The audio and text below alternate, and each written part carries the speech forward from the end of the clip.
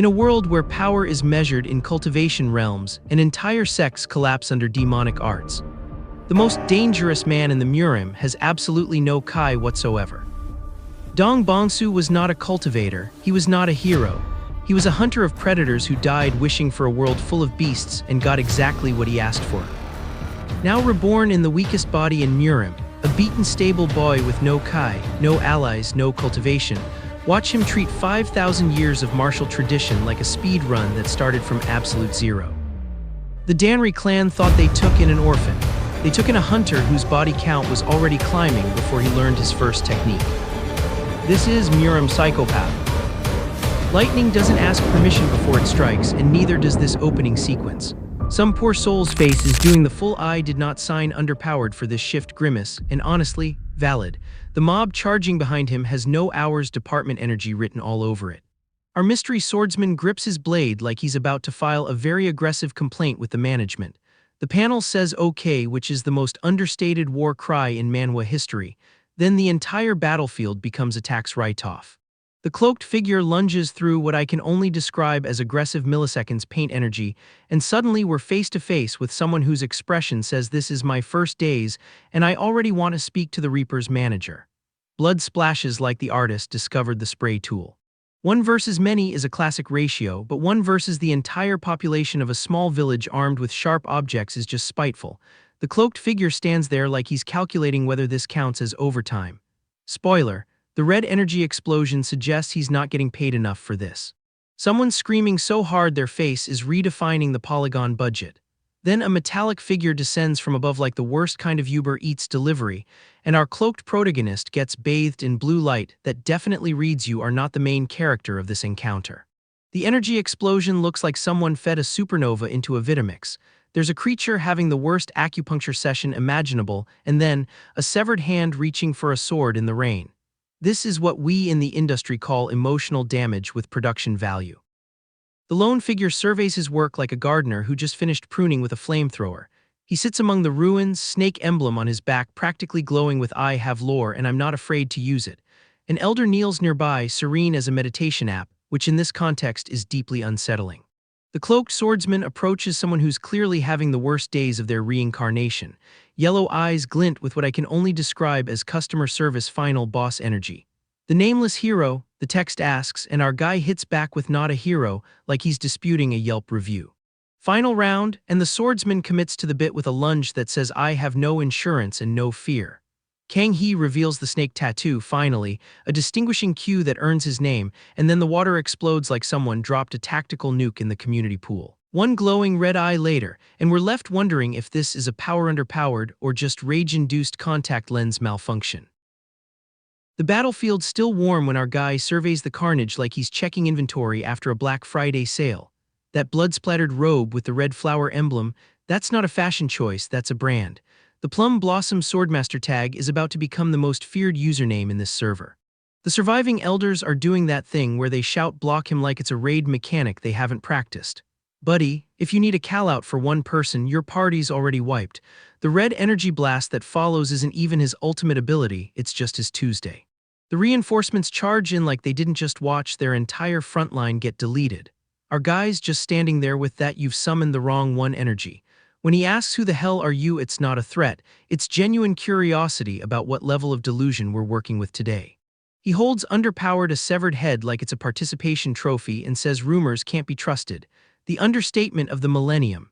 This man just soloed what the Murim considered an unkillable coalition, and he's got the wide-eyed stare of someone who forgot to turn off his oven at home. The demonic transformation hits different when it's framed as a loading screen glitch. Glowing white eyes, gaping maw, the whole final boss aesthetic package, and then he gets swarmed by 12 different sects at once. Even the tutorial boss gets a cutscene before the gang underpowered. Respect the mechanics, people. The grin that follows isn't madness, it's recognition. He's been grinding this build for who knows how long, and finally, someone brought enough bodies to make it interesting. The facepull reveal with the glowing red eyes is giving major thanks for the free experience points energy. Hard cut to some guy on a couch playing a handheld console, and the tonal whiplash is intentional. No game quite like this, he says, while the TV behind him blares breaking news about a missing CEO. The manware is doing that thing where it whispers this is connected and then vanishes into the fog. The contemplation of assassination as a side quest really sets the tone for our protagonist's dating profile. Likes long walks, handheld gaming making people disappear. The guy he's stalking already bruised, already crying, already knows the ending. The hunter doesn't even need to sprint, his prey does the emotional damage to himself. The screaming, the photographs on the wall, the whole serial killer trophy room aesthetic, our guy doesn't flinch. He processes this like he's reading a restaurant menu. 6 women, the victim gasps, and the hunter's response is basically, yeah, I'm aware, I read the patch notes. The emotional detachment is the entire character. The hammer comes down and suddenly we're in horror movie territory. The grin that follows isn't on the attacker's face, it's on our guy's. He's enjoying this.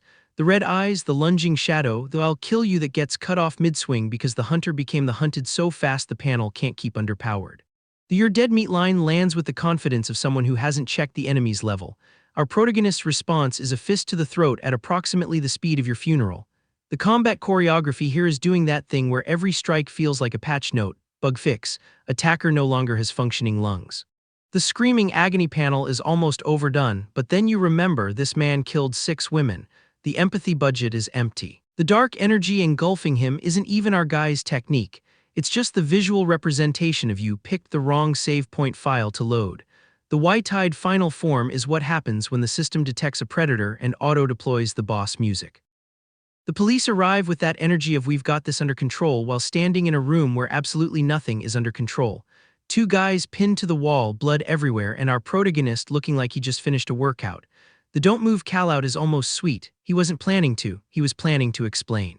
The stay away from the victim hits different when you realize he's talking to the cops, not the killer.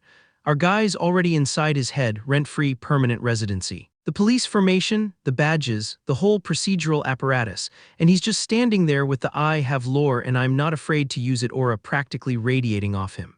They call him by name, Dong Bongsu, and the way he reacts is not surprise, it's inconvenience. Like being interrupted mid-quest. The gun comes out, the live rounds warning gets deployed, and our protagonist's response is to peer through the wall with glowing red eyes like the concept of ballistic trauma is a suggestion. The mummified bodies in the background are just set dressing at this point. The "I said don't move" gets the same energy as a pop underpowered ad he already clicked through. The red eyes in the close underpowered aren't anger, they are focus. Pure, unfiltered, I am calculating 17 ways to make you regret this focus. The sunset silhouette with the situation text is doing so much heavy lifting, it needs workers' comp.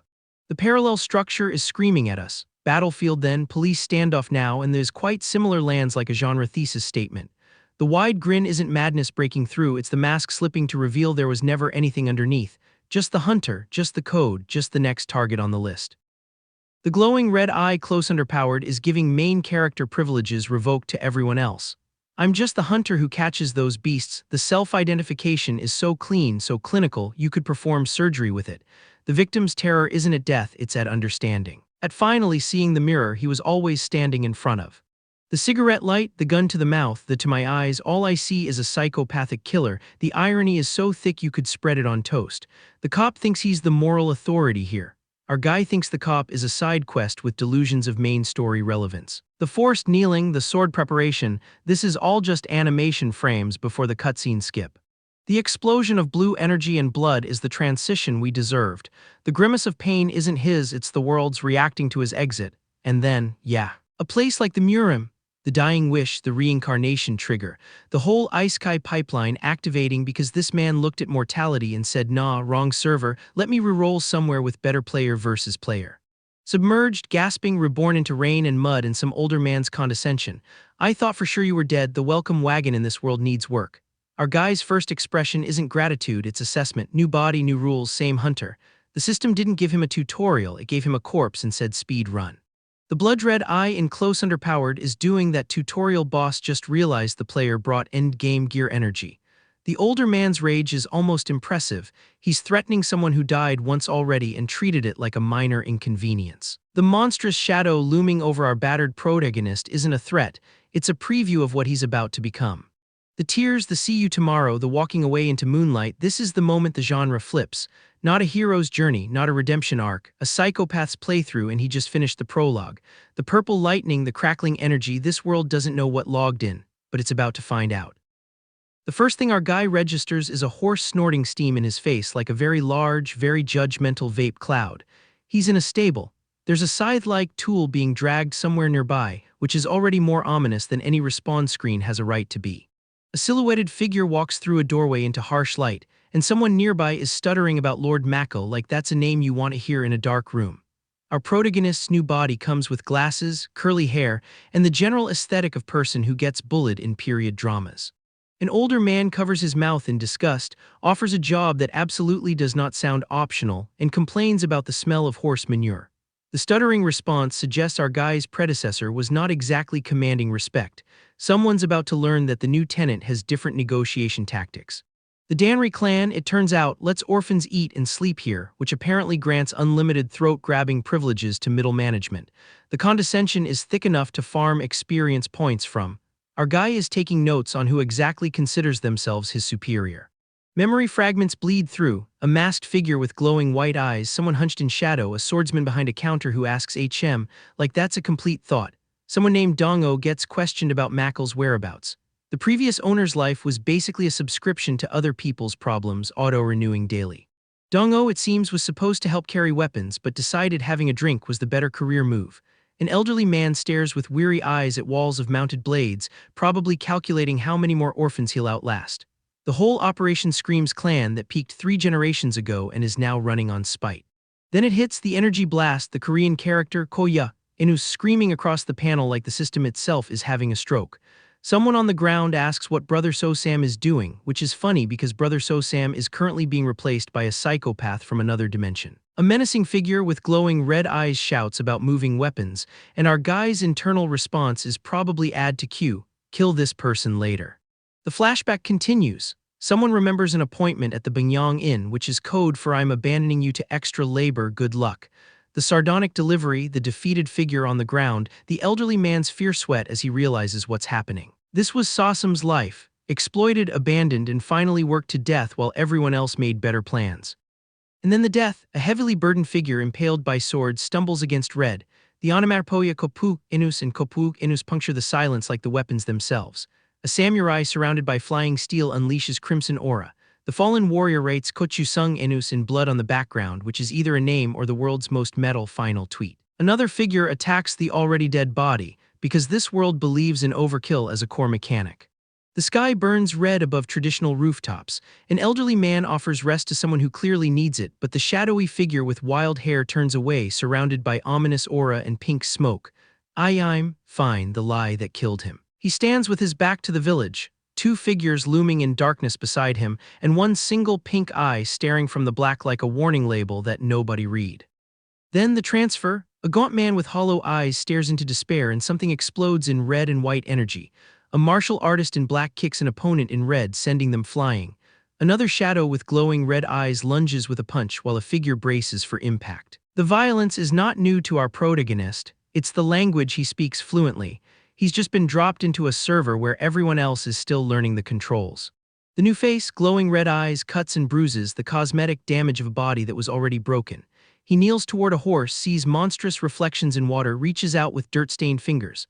A young man looks underpowered with fearful eyes from behind bars, and our guy recognizes the expression because he's seen it on Prey before. He's just never been the one wearing it. The bandaged figure stares with one determined eye, and our protagonist catalogs his assets: malnourished, abused, zero cultivation, maximum disadvantage. The average Isekai protagonist gets a cheat skill and a harem prospect. Our guy gets a corpse with good hearing and the emotional range of a spreadsheet. He's not complaining. A spreadsheet doesn't hesitate. A man with a top knot walks down stone steps past a pagoda, and our guy's first conscious observation is about labor conditions. Am I the only one in this massive Danri clan who can clean underpowered horse manure? The middle-aged man with the goatee glares with the specific anger of someone whose authority comes from having nowhere else to be. The distorted scream of "I should just" hangs in the air, interrupted by a shadow with intense narrowed eyes. Our protagonist has already filed this encounter under future problem, current observation. Someone leaps into frame, a bowl flies, a man falls backward with the cotet inus of impact. Our guy's face shows injury and exhaustion, but he's crouching, staring blankly at food, chest exposed and grim. He observes soldiers advancing with drawn swords from behind a doorway, and the calculation is instant. Threat assessment, escape vectors, who dies first if this goes loud. He's running survival algorithms on hardware that can barely stand. Then the revelation hits like a title track drop. Techniques that only existed in movies and novels, people flying through misty mountains, a masked swordsman moving faster than eye tracking can follow. The ha of triumph, the lone warrior before a phalanx, the close underpowered of wild hair and glowing red eyes streaked with blood. This is the murim, this is what he wished for.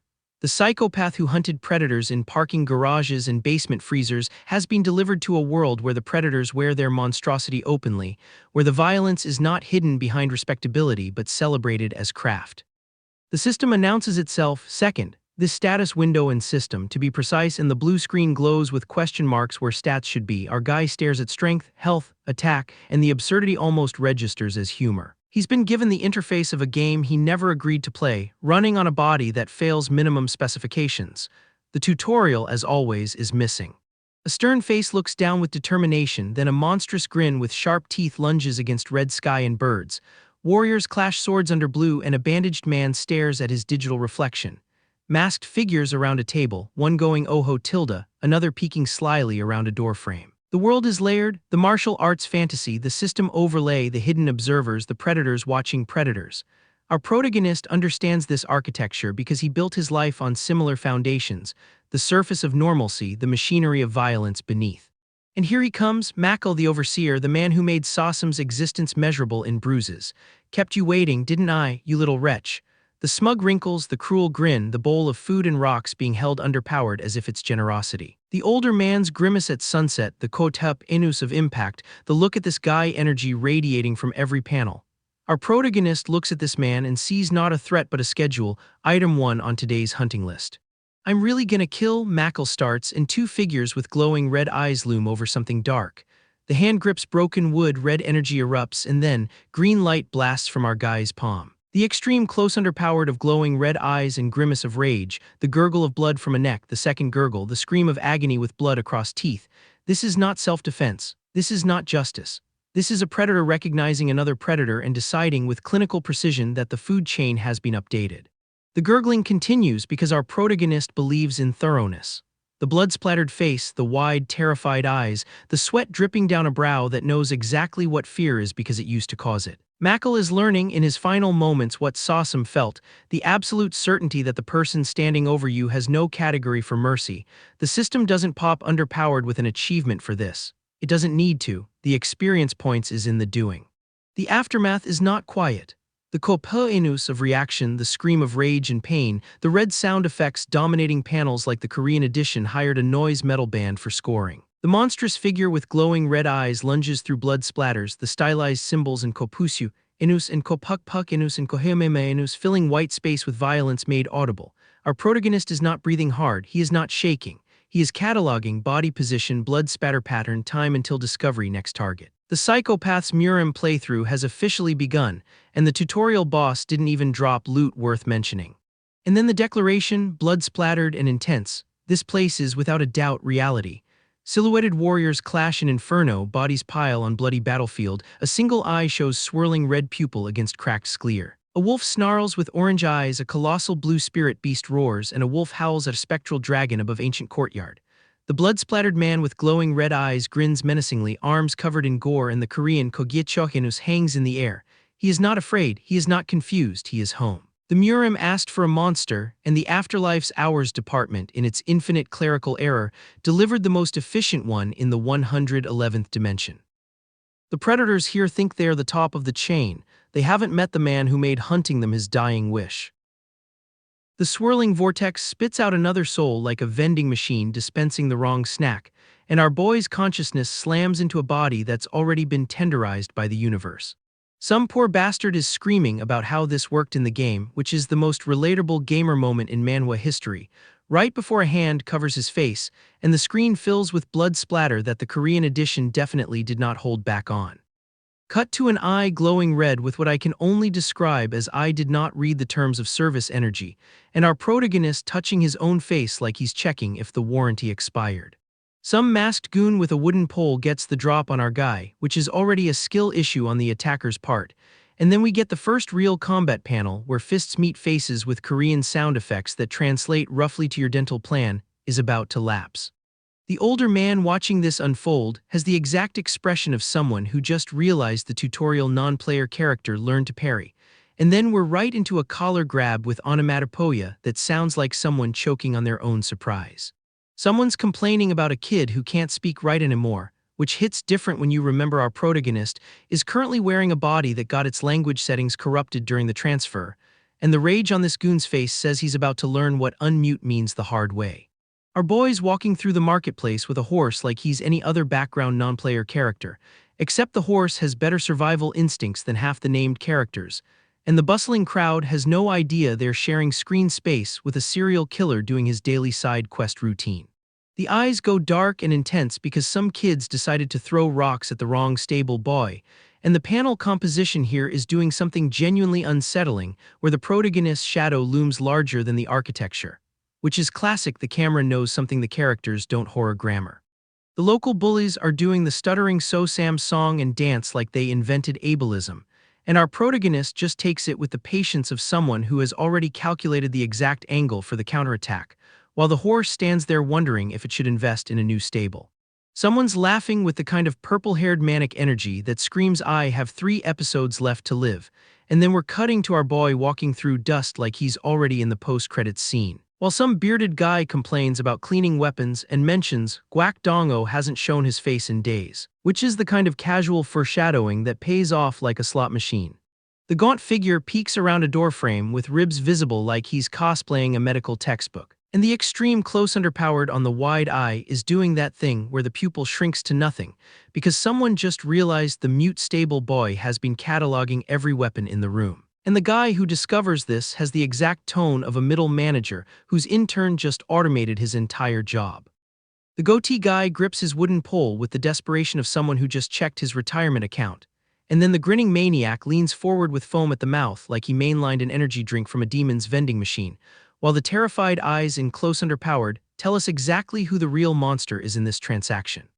The pouch of coins gets examined like it's evidence at a crime scene, and the sweat beading on the temple is the universal Manhwa language for "I just committed tax fraud" in my head, followed by 2 men sharing the kind of maniacal grin that usually precedes a merger or a murder. And then the mentor figure drops "That's my boy" with the pride of someone who thinks he's training a successor instead of a predator. The bandaged arm sits slumped while the broom walks away, which is the most poetic visual metaphor for exploitation I've seen in a murim series, and then the red-eyed stare with scars mapping his face like a constellation of previous lives lands with the weight of someone who's seen the back of the universe and wasn't impressed. The monstrous maw opens with rows of teeth that would make a shark file for disability benefits, and then we cut to the establishing shot of the building against a sunset that looks like someone set the sky on fire for dramatic effect, which is the kind of tonal whiplash that tells us the peaceful intermission is officially over. Lord Mackle arrives to the kind of fawning welcome that would embarrass a K-pop idol at a fan meet. And the portly man's grin says he's running a business where the customer service is enthusiastic, but the product quality is definitely not regulated. While the silhouette against the red sky orders someone named Chasen brought out like he's selecting from a menu he can't afford.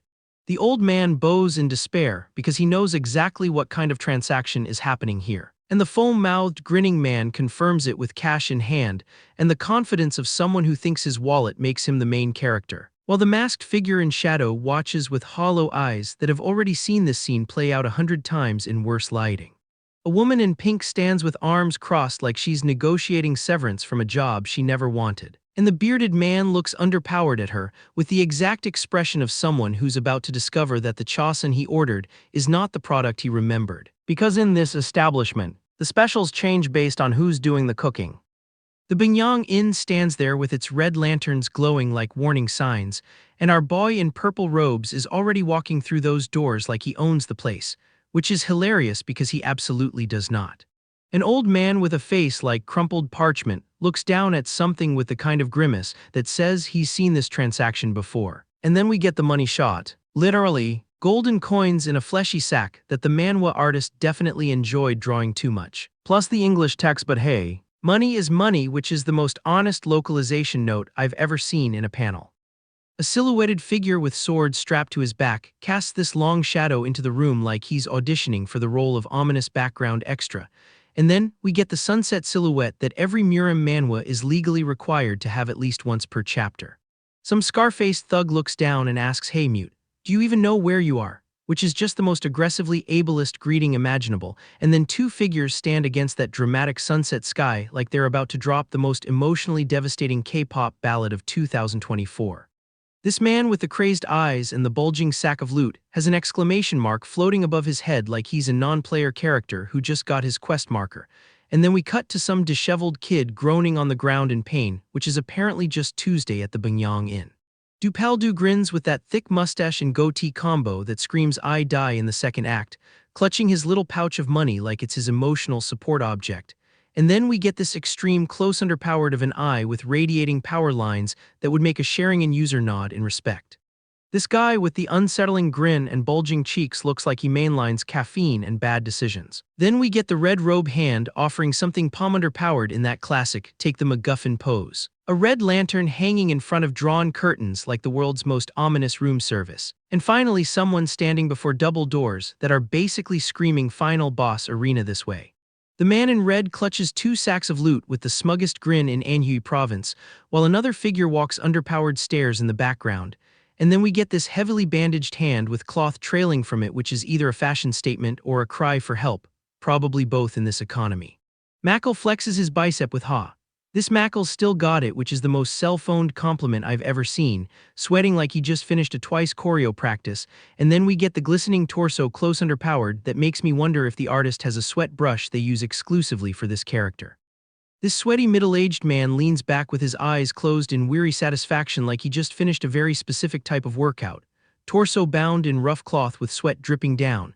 And then we get stylized sound effects on black that translate to something terrible is about to happen, but we're being artistic about it. A man with wide panicked eyes gets caught in this whirlwind of dark energy, and then we get the extreme close underpowered of the grotesque elderly man with bloodshot eyes and contorted face screaming in terror, which is just the most normal reaction to realizing you're in a manhwa with psychopath in the title.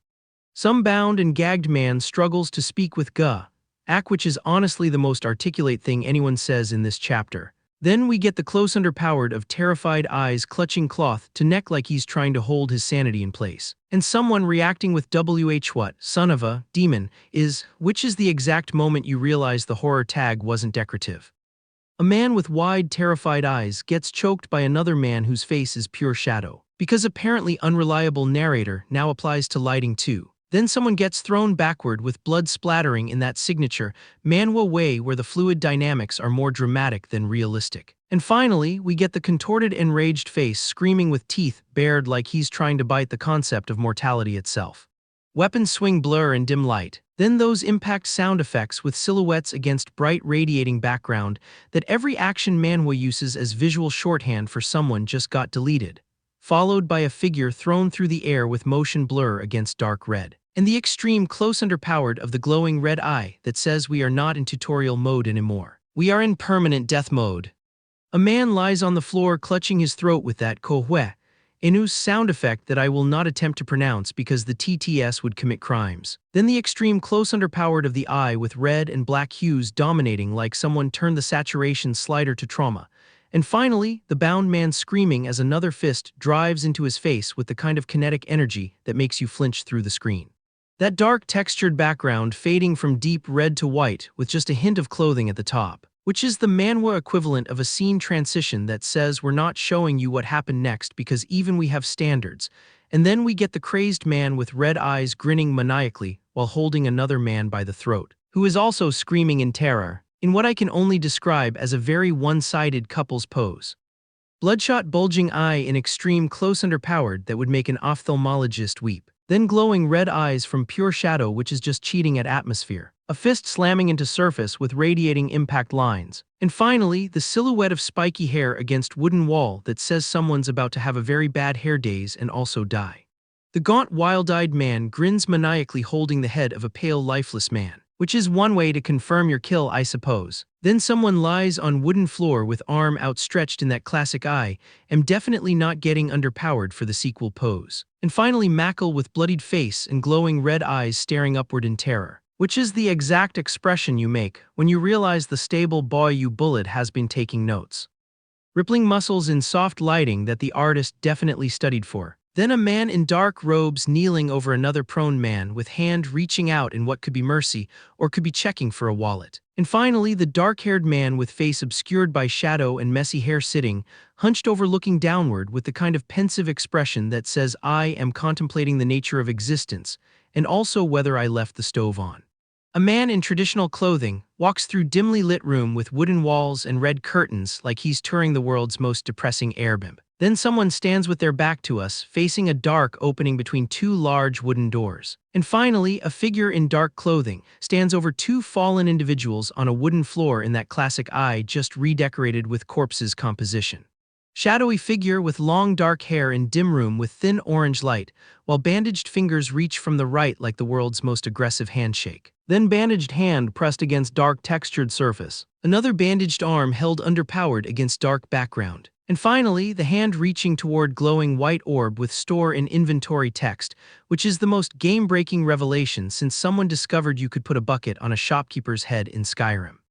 Bandaged hand reaching out glowing with blue energy and faint outline of another figure in background. Then silhouette of messy-haired person on wooden floor. And finally, the character speaking about how something will definitely be a huge help in my future hunts, which is just the most understated way to say I have discovered the inventory system, and now nothing can stop me. Silhouetted figure kneels over fallen opponent holding sword to throat in dim wooden room. Then extreme close underpowered of wide startled eye with dark heavy lashes and visible veins that says I was not prepared for this level of violence before lunch. And finally, the shadowy figure observing a holographic display with various icons and progress bars saying as I thought, which is the most ominous thing you can say while looking at what is essentially a stat sheet. 4 icons representing quest, skill, gear, an item against blue cloudy background, which is the most 2010s mobile game user interface I've ever seen in a manhwa. Then I've gained in speech bubble from unseen speaker who definitely just leveled underpowered. And finally, the figure in dark robe silhouetted against red background clasping hands together in front of face like he's praying to the random number generator gods. And once that experience builds underpowered, I can level underpowered, says the shadow-obscured figure, explaining the concept of grinding to an audience that definitely already knows. Then leveling underpowered makes me stronger from behind dark curly hair in the most tutorial dialogue imaginable. And finally, the extreme close underpowered of glowing red eyes staring intensely, with face showing distress and injury that says the tutorial is over, and I have already broken the game. Bone hand and shadow hand reaching toward glowing speech bubble, with as hunting becomes easier. Which is either a threat or a business plan. Then torso in white garment from low angle with arms bound. Extreme close underpowered of bandaged man from low angle with head tilted back and hands gripping his own head like he's trying to contain something. And finally, bare feet hanging limply against wooden walls suggesting deceased or unconscious, which in this series is basically a 50-50 coin flip. Figure with arms bound by cloth and head tilted back against red curtains in that classic I have seen things pose. Then black-robed figure with bandaged arms holding white ribbon taut between hands looking down with neutral expression like he's measuring something very important. Young man with dark hair and wide staring eyes partially obscured by his own bandaged arms. And finally, the man with head tilted back and eyes rolled underpowered staring blankly upwards with face etched in distress, which is what happens when you max out your trauma stat. Older swordsman with arms crossed standing stoically in traditional Japanese-style room, which is a weird architectural choice for a Korean murim setting, but I am not the location scout. Then dark-haired man with hair tied back looking forward with neutral expression as footstep sound effects echo around him. And finally, young woman with hair in buns turning away as figure in red robes stands in background with kota, inus sound effect that means someone just got dramatically interrupted. Young woman with eyes closed and head bowed slumped over with ko-hug-ha, inus sound effects indicating distress or the aftermath of a very intense cardio session. Then thick-mustached man angrily questioning someone with ing-ing, what took you so long, which is the most specific name-based anger I've ever seen. And finally, the cloaked figure peeking through doorway with I know like they're late to their own assassination appointment. Sorry tilde, am I a bit late? Asks the person in dark robes with the tilde that makes it sound cute despite the corpses. Then stern-faced stout man with top knot staring with menacing expression like he's judging your life choices. Deeply furrowed brow and clenched teeth glaring forward in rage that could power a small village. And finally, are those two moving in together in there or something? which is just the most domestic concern imaginable in a room that definitely has bodies in it.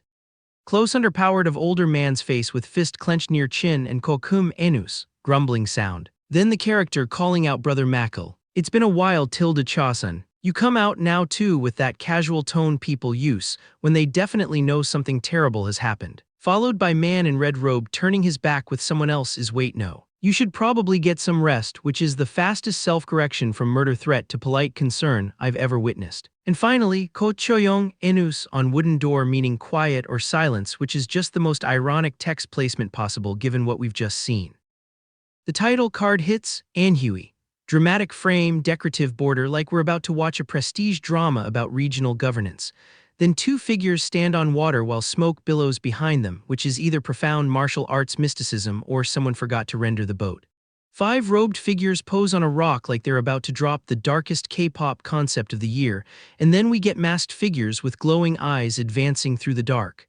The Danri clans having a rough fiscal quarter is what I'm gathering. Black Crow Hall under blue skies, deceptively peaceful. Then this intense-eyed man with a top knot stares forward like he's calculating exactly how many people he'll need to fire today. The mustached man beside him looks like he already knows he's on the list. Gidihayo, hall leader of the Black Crow Hall, gets his formal introduction in a decorative frame. Then immediately a monstrous shadow figure with a gaping maw looms forward because this series cannot let anyone have a nice moment. The eye close underpowered after that says someone's about to make a very bad decision. The elder with the goatee examines a scroll at his desk, very administrative. Then someone asks if they mean the Danri clan and the response is a flat yes sir. The energy in this room is quarterly earnings are down and someone's getting demoted to corpse. Gidihayo clutches his face in distress, asking where exactly Mackle we're saying that name again. Then someone says no, I need to see it for myself, which in this genre translates to I'm about to walk into a horror movie set and refuse to call backup. The temple establishing shot confirms, pretty architecture doomed occupants. Bustling marketplace, daily life continuing in blissful ignorance. Three figures ask if it's this room, and the older man's somber expression says it is absolutely this room and he wishes it weren't. The mustache is not helping his optimism levels. Someone hunched over in black, then a claw-like hand reaching from darkness. A bearded man looks surprised, and then we get the intense shadowed eye with determination. The sequence reads, something terrible happened here and the person who did it is still very much in the building. Silhouetted figure with weapon raised against wooden planks and red curtains, very stage play, very threatening. Someone asks if there's any way to pull these logs out without taking the roof apart, which is the most specific forensic question I've heard in a manhwa. Then the smug man with the mustache looks down, and that smile says he already knows the answer and it's not the one anyone wants. Startled eye close underpowered, then a horse with sound effects in front of traditional buildings. Status screen with unknown stats appears, our boy's checking his build mid-investigation, which is peak gamer behavior. Then the scarred eye close underpowered, the dirty skin, the wear and tear of someone who's been through it. This is not the same stable boy who started this story. Scarred hand gripping a strap, then messy black hair from behind. And then screaming mouth wide open, sharp teeth, cavernous throat, pure rage given vocal form. The Psychopath's meditation playlist just hit the screamo section and someone's not surviving this verse. Someone calls out hee tilde from under a blanket, very casual, very unaware. Then a cut speech bubble with our so Sam, we don't get the full sentence but we get the point. The intense dark eye close underpowered after that says our boy is done with the social pleasantries. The in a wide grin is someone's last words before they become a learning experience. Someone asks if they're seriously going to keep ignoring them, which is the question you ask right before you realize you should have kept ignoring them. Bloodstained face, pained expression, and then our boy suggests finding somewhere quiet for a little heart-to-heart. The quotation marks around heart-to-heart are doing so much heavy lifting they need workers' comp. Horse whinnies in a dim alley, two figures hunched over, very crime scene, very unsanctioned. Then the intense red eye close underpowered and a group gathered in a stone-walled room with someone bent over in the foreground. The party's over, the host has arrived, and the entertainment is about to be permanent. Korean onomatopoeia for impact dominates the panel, abstract and violent. A shadowy figure walks toward two onlookers with heavy footstep sounds. Then an older man smiles faintly, touching his chin, eyes closed in contemplation. He thinks he's safe, he thinks he's smart. The terrified scream of L. Lord Jang Ho immediately after says no, he was neither. Someone says Jang Ho, with red eyes and dark hair, very I know that name and I don't like where this is going. Then a man with long dark hair and a sly smile compliments a horse while touching its neck, which is either a very specific fetish or he's about to steal it. The figure with bandaged arms stands over someone looking underpowered, and the bearded man nuzzling the horse asks what they think about that. I think someone's about to lose their transportation and their life, sir. Dark curly hair in shadow, then a wide, menacing grin with furrowed brow. This man has never had a thought he didn't immediately act on. Then the close underpowered, I don't ask twice. The large hand looming over someone looking down confirms he doesn't need to. The first ask was a courtesy, this is the consequence. Wounded face looking down, neutral expression, our boy's doing math again. Then what? With wide, terrified eyes because the math came back wrong for everyone else. Violent blur of motion and light, and then the blue portal labeled inventory opens in dark abstract space. He's not fighting fair, he was never going to fight fair. That's not how you speed run a psychopath playthrough. Bright beams erupt from darkness, scattering particles like someone's graphics card is dying gloriously. Shadowy, monstrous figure with glowing blue energy looms over fragmented cityscape. This is what the inventory screen looks like when a psychopath opens it. The distorted scream of ha and the blood-splattered eye staring in disbelief. Someone just saw the tutorial boss use an end-game mechanic, and their build was not prepared. Wounded hand clutching sword hilt, hooded figure looming behind, too late, far too late. Bloodied hand reaching from darkness, fingers splayed like it's trying to grab one last save point state. Then the silhouette of a rider on a horse emerging from blinding light in debris-strewn interior. The psychopath's not just killing them. He's leaving with their horse, their dignity, and whatever experience points they drop. Chaotic abstract explosion of light and energy, streaks of white and rainbow against dark red. Someone's death animation is taking underpowered the whole screen. Blinding pink and white eruption obscures everything, and then a cloaked figure stands over a fallen opponent bathed in divine light. The blood-covered fist slamming down with shockwave says the divine light is not for protection, it's for contrast, makes the blood show underpowered better. Silhouette amidst chaotic red and purple energy, glowing arcs surrounding them. This is what a level underpowered looks like when you're not playing by the tutorial rules. Shadowy monstrous figure erupts from vortex, form indistinct but menacing, and a terrified man shouts, "Run away." No, with a distorted face looming behind him. The red, jagged speech bubble with "kill him" is not a suggestion. It's the last collective thought of people who are about to become a statistic. Shadowy figure with flowing dark hair illuminated by bright red light, dramatic and final. Then someone shouts, "Everyone, kill that demon," against a dark red background. They finally see what he is. They finally understand. And the only thing worse than not knowing is knowing too late to do anything but scream. Some poor bastard opens his mouth to scream, and that's the last voluntary sound he makes. Our boy doesn't even let him finish the exhale. The alleyway becomes a tutorial on why you don't make eye contact with things that have no fear response. The kick connects with enough force to redecorate the floor with someone's dignity. Jo Pyong hits the ground already knowing he's not the protagonist of this exchange.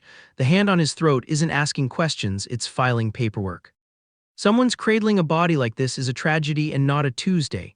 The surviving thug looks underpowered with that specific expression of someone who just realized the horror movie has no final girl. He asks if it's a demon. Brother, demons have mercy, this is just efficiency. The knife near his cheek isn't a threat, it's a conversation starter. Our guy wants to know about the black society, and this man's face is suddenly very interested in cooperation. The screamed confession comes out like a speed run any percent strat. Achievement unlocked, talk too much, died anyway. Jang Ho was black society executive, which means our boy just killed middle management and caught the attention of upper leadership. The masked figure on horseback isn't a rescue, it's a performance review. The smile holding the knife says the quarterly numbers are in, and someone is getting downsized permanently. The inventory system glitches open like a corrupted save point file, and our boy reaches into the void like he's pulling a weapon from the backrooms of reality. The bald man's eyes go white with the specific horror of watching someone break the game's collision detection. This isn't martial arts, this is modded client behavior. The sigh that follows isn't regret, it's the sound of someone checking off a grocery list.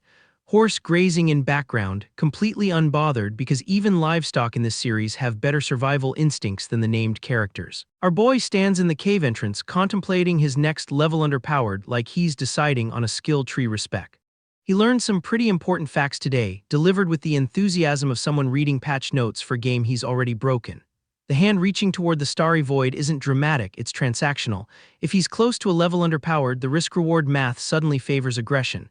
The psychopath's spreadsheet has spoken. The red eye in close underpowered isn't a power underpowered, it's a warning label. He knows the downside to leveling underpowered. The glow gives his position away like a mobile game player with a legendary skin. But the thing about being a psychopath in a world full of predators is that stealth was never the primary strategy. Visibility is just another form of bait. The plaza fills with onlookers who don't know their background NPCs in someone else's speedrun. Our boy and his horse stand under the full moon like the cover of an album that's about to drop and delete several people's save point files. The marketplace bustles with targets who haven't been flagged yet. The psychopath's playthrough continues, and the server hasn't found a patch. The system is still having a complete meltdown, flashing critical error like it's trying to win a cybersecurity bingo card. Our boy stands in the marketplace looking like he just respawned with no tutorial and even less patience. He's already calculating which NPCs are worth the experience points. The error message keeps screaming about security breaches while his stat screen shows more question marks than a conspiracy theory board. Proceeding may be difficult. Brother, proceeding is the only option. That red eye flickers open like a loading screen from hell. He's wondering if the critical error broke his head's underpowered display or if this is just Tuesday in Murim Online now. He mashes the skill button because that's what gamers do when nothing makes sense. The interface responds with a big fat 0% bonus, which is honestly the most honest feedback he's gotten all days. Then his eye goes full Sapphire Rave mode, Spirit Eye activating automatically because the system finally found something worth panicking about. Our boy's face says he's not ready for whatever proximity alert just triggered. The system drops the most understated horror notification imaginable, enemy at least 10 levels higher, 19 meters and closing. This is not a difficulty spike. This is a difficulty cliff with no guardrails. The cloaked figure peers through scarred fingers like he's reading a menu at a restaurant where everything is poisoned. Those traditional rooftops in the background look peaceful, which means they are absolutely not. Footsteps in the dark, someone's hunting. Our protagonist closes his eyes like he's accepting a terms of service agreement he definitely didn't read. The older man with the bun looks worried, which in this economy means everyone should be worried. That terrified eye in close underpowered, that's the face of someone who just realized the tutorial boss was a lie. The elder's sweating bullets while the cloaked figure looms like a tax audit given human form. That massive hand reaching down asks the worst possible question, "Are you so Sam?" Because if you are, the refund policy on this reincarnation just expired. The elder's eyes go wide like he just saw his own browser history projected in public. That extreme close underpowered of pure terror, that's every manhwa reader when the hidden boss reveals himself before chapter 10. The scream that follows is not a battle cry. It's a cancellation notice on his life insurance. Blue energy erupts from that fist like someone overclocked a graphics card in a sealed room. The lightning isn't decorative, it's diagnostic. Our boy's spirit eye is running a threat assessment in real time, and the results are not flattering for anyone in the blast radius. The colossal shadow figure attacks downward like a server dropping on launch days. Our cloaked figure erupts with blue lightning from his chest, yes, from his chest, which is either a secret technique or the most aggressive heartburn in martial arts history. That malevolent gaze in extreme close underpowered says the difficulty settings just got permanently deleted. A masked figure arrives with the energy of someone who definitely did not RSVP to this apocalypse. The cloaked figure's hand still glows with residual blue like he forgot to turn off his Bluetooth. That confused eye in close underpowered, that's the system trying to process what just happened to its carefully planned encounter. The elder sighs like a man who's just been told his retirement fund is invested in demon stocks. The group huddles to leave, which in Manhwa language means they are about to walk into something worse. That intense stare from the bearded man says he's already calculating who to sacrifice for speed run efficiency. The stern-faced man gets called hall leader and responds with the enthusiasm of someone accepting a group project leadership role.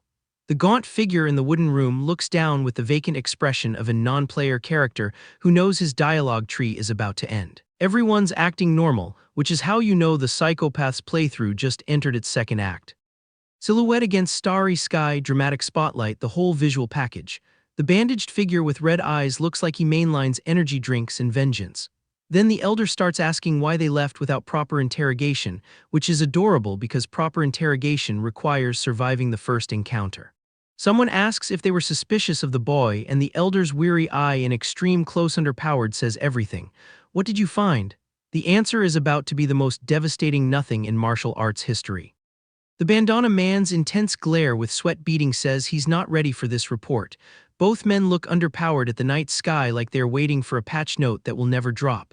The final verdict arrives, not a single drop of internal energy, he's just an ordinary kid. The silence that follows is the sound of every cultivation reader's brain short-circuiting. Rain-slicked streets, warm lanterns, traditional architecture, the whole aesthetic package. It's beautiful, it's peaceful, it's absolutely going to be a crime scene in about 3 panels. Inside the tavern, men gather around tables with the nervous energy of people discussing a boss they haven't unlocked yet. That close underpowered of a hand gripping something dark while tears stream down, that's not fear, that's fandom. Someone asks if they've heard the news, and the answer is always yes, because in a world without social media, gossip travels at the speed of trauma. The distressed man clutching his arm looks like he just got his main account banned. Of course, they've heard about the nameless hero. That's the only topic with worse security than this tavern's door. Everyone's talking about him, which in murim terms means the bounty board is about to get very interesting. Someone shushes them with the panic of a stand protecting their ultimate bias. Call him Lord Nameless Hero, you casual. The scream with broken pottery says the fandom has reached religious levels.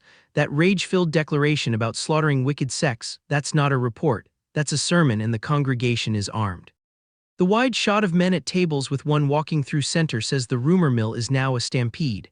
Then the smug laughter arrives, declaring half those high and mighty wicked sects already wiped out. The nameless hero isn't just farming experience points anymore. He's speedrunning the whole server leaderboard, and the other players are just now reading the patch notes.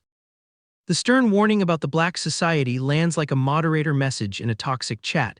The elder signals for silence with the urgency of someone who knows the ban hammer is already swinging.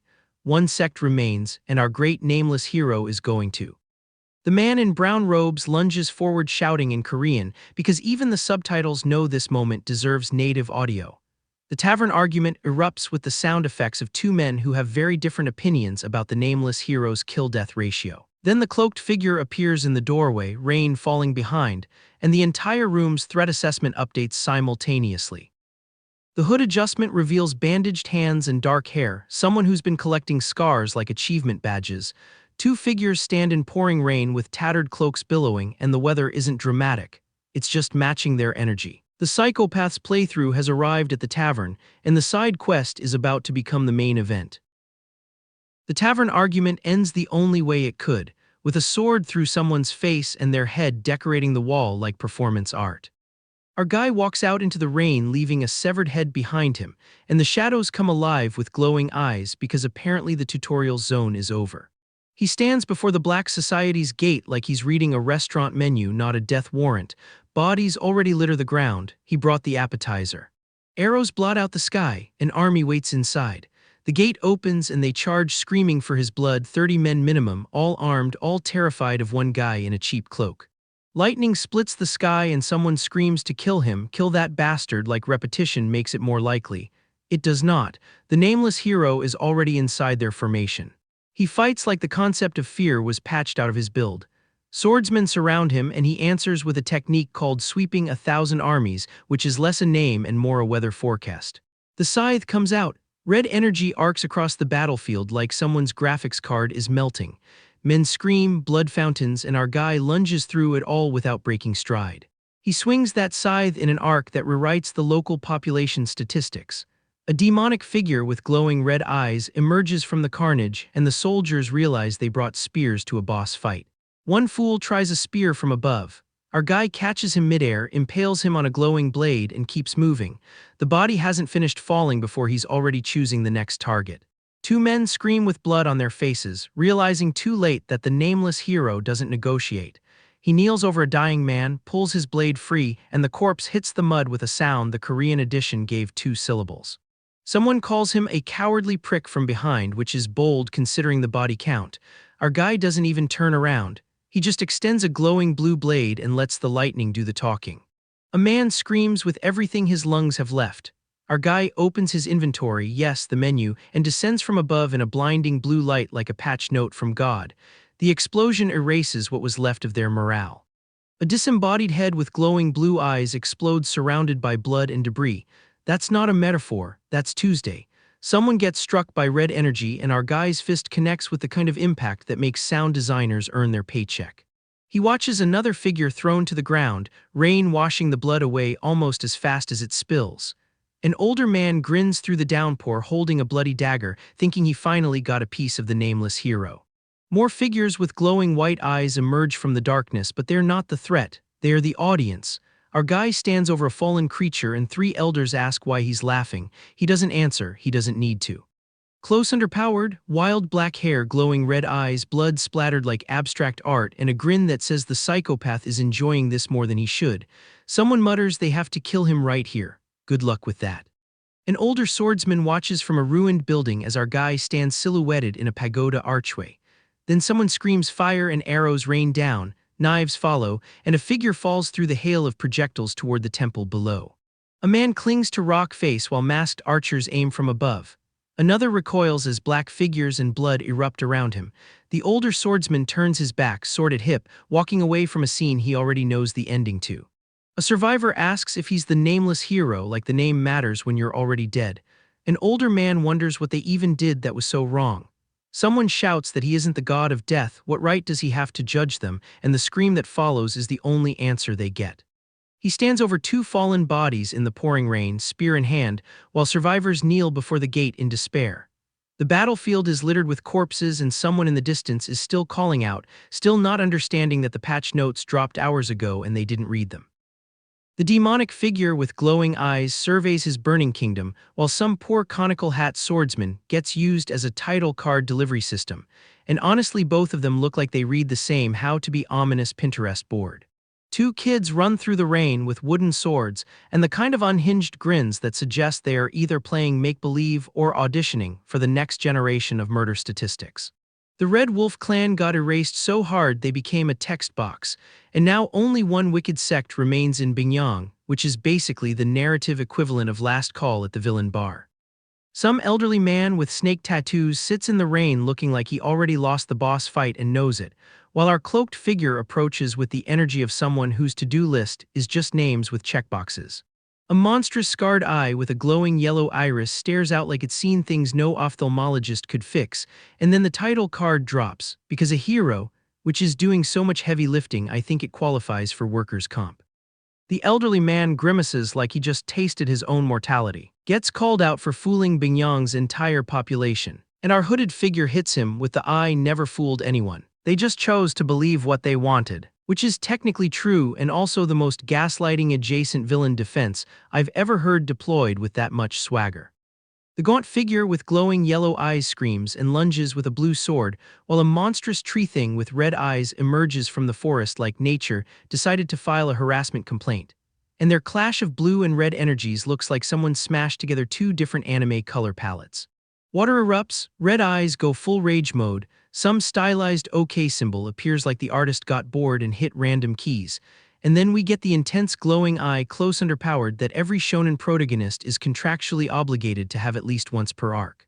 Two figures clash in snow and blood, the monstrous one calls out an opening, like he's commentating his own fight, and our red-eyed swordsman responds with "too shallow, you won't reach," which is simultaneously combat analysis and the most devastating critique of someone's entire fighting career. Blood splatters across an eye. A blue glowing swordsman lunges with determination. Energy waves ripple through a moonlit forest. Someone gets impaled with the kind of wound that makes you check if this is still the same rating. And our red-eyed figure watches in shock before slumping pained, while the monstrous grinner roars like he just won a very violent lottery. The blue blade strikes again. The monstrous figure lunges through a starry void like he brought his own background artist. Shadowy forms attack and get blasted by energy that shatters the environment. And at this point the animation budget is either crying or filing for overtime. Our wounded fighter admits he'll definitely lose at this rate, decides to sacrifice some flesh anyway because apparently that's on the menu, gets called out by the monstrous figure with "what are you thinking?" which is rich coming from someone who looks like that, and then unleashes the Three Powers sword dance with the kind of technique name that requires mandatory shouting. Icy energy torrents down, the red-eyed figure stares at a wound and gasps a soft sword. With the kind of betrayal usually reserved for finding out your favorite restaurant changed suppliers, blood sprays through a purple void, and someone collapses into metallic debris like a failed mecha pilot. Blue energy blasts shatter the starry void, water and ice swirl in a vortex that someone's definitely going to slip on later. An explosion engulfs our wild-haired figure, and he stands injured in the mist looking like he just read his own patch notes and didn't like the balance changes. A massive serpent rises from blue light like someone summoned the wrong kind of plumbing.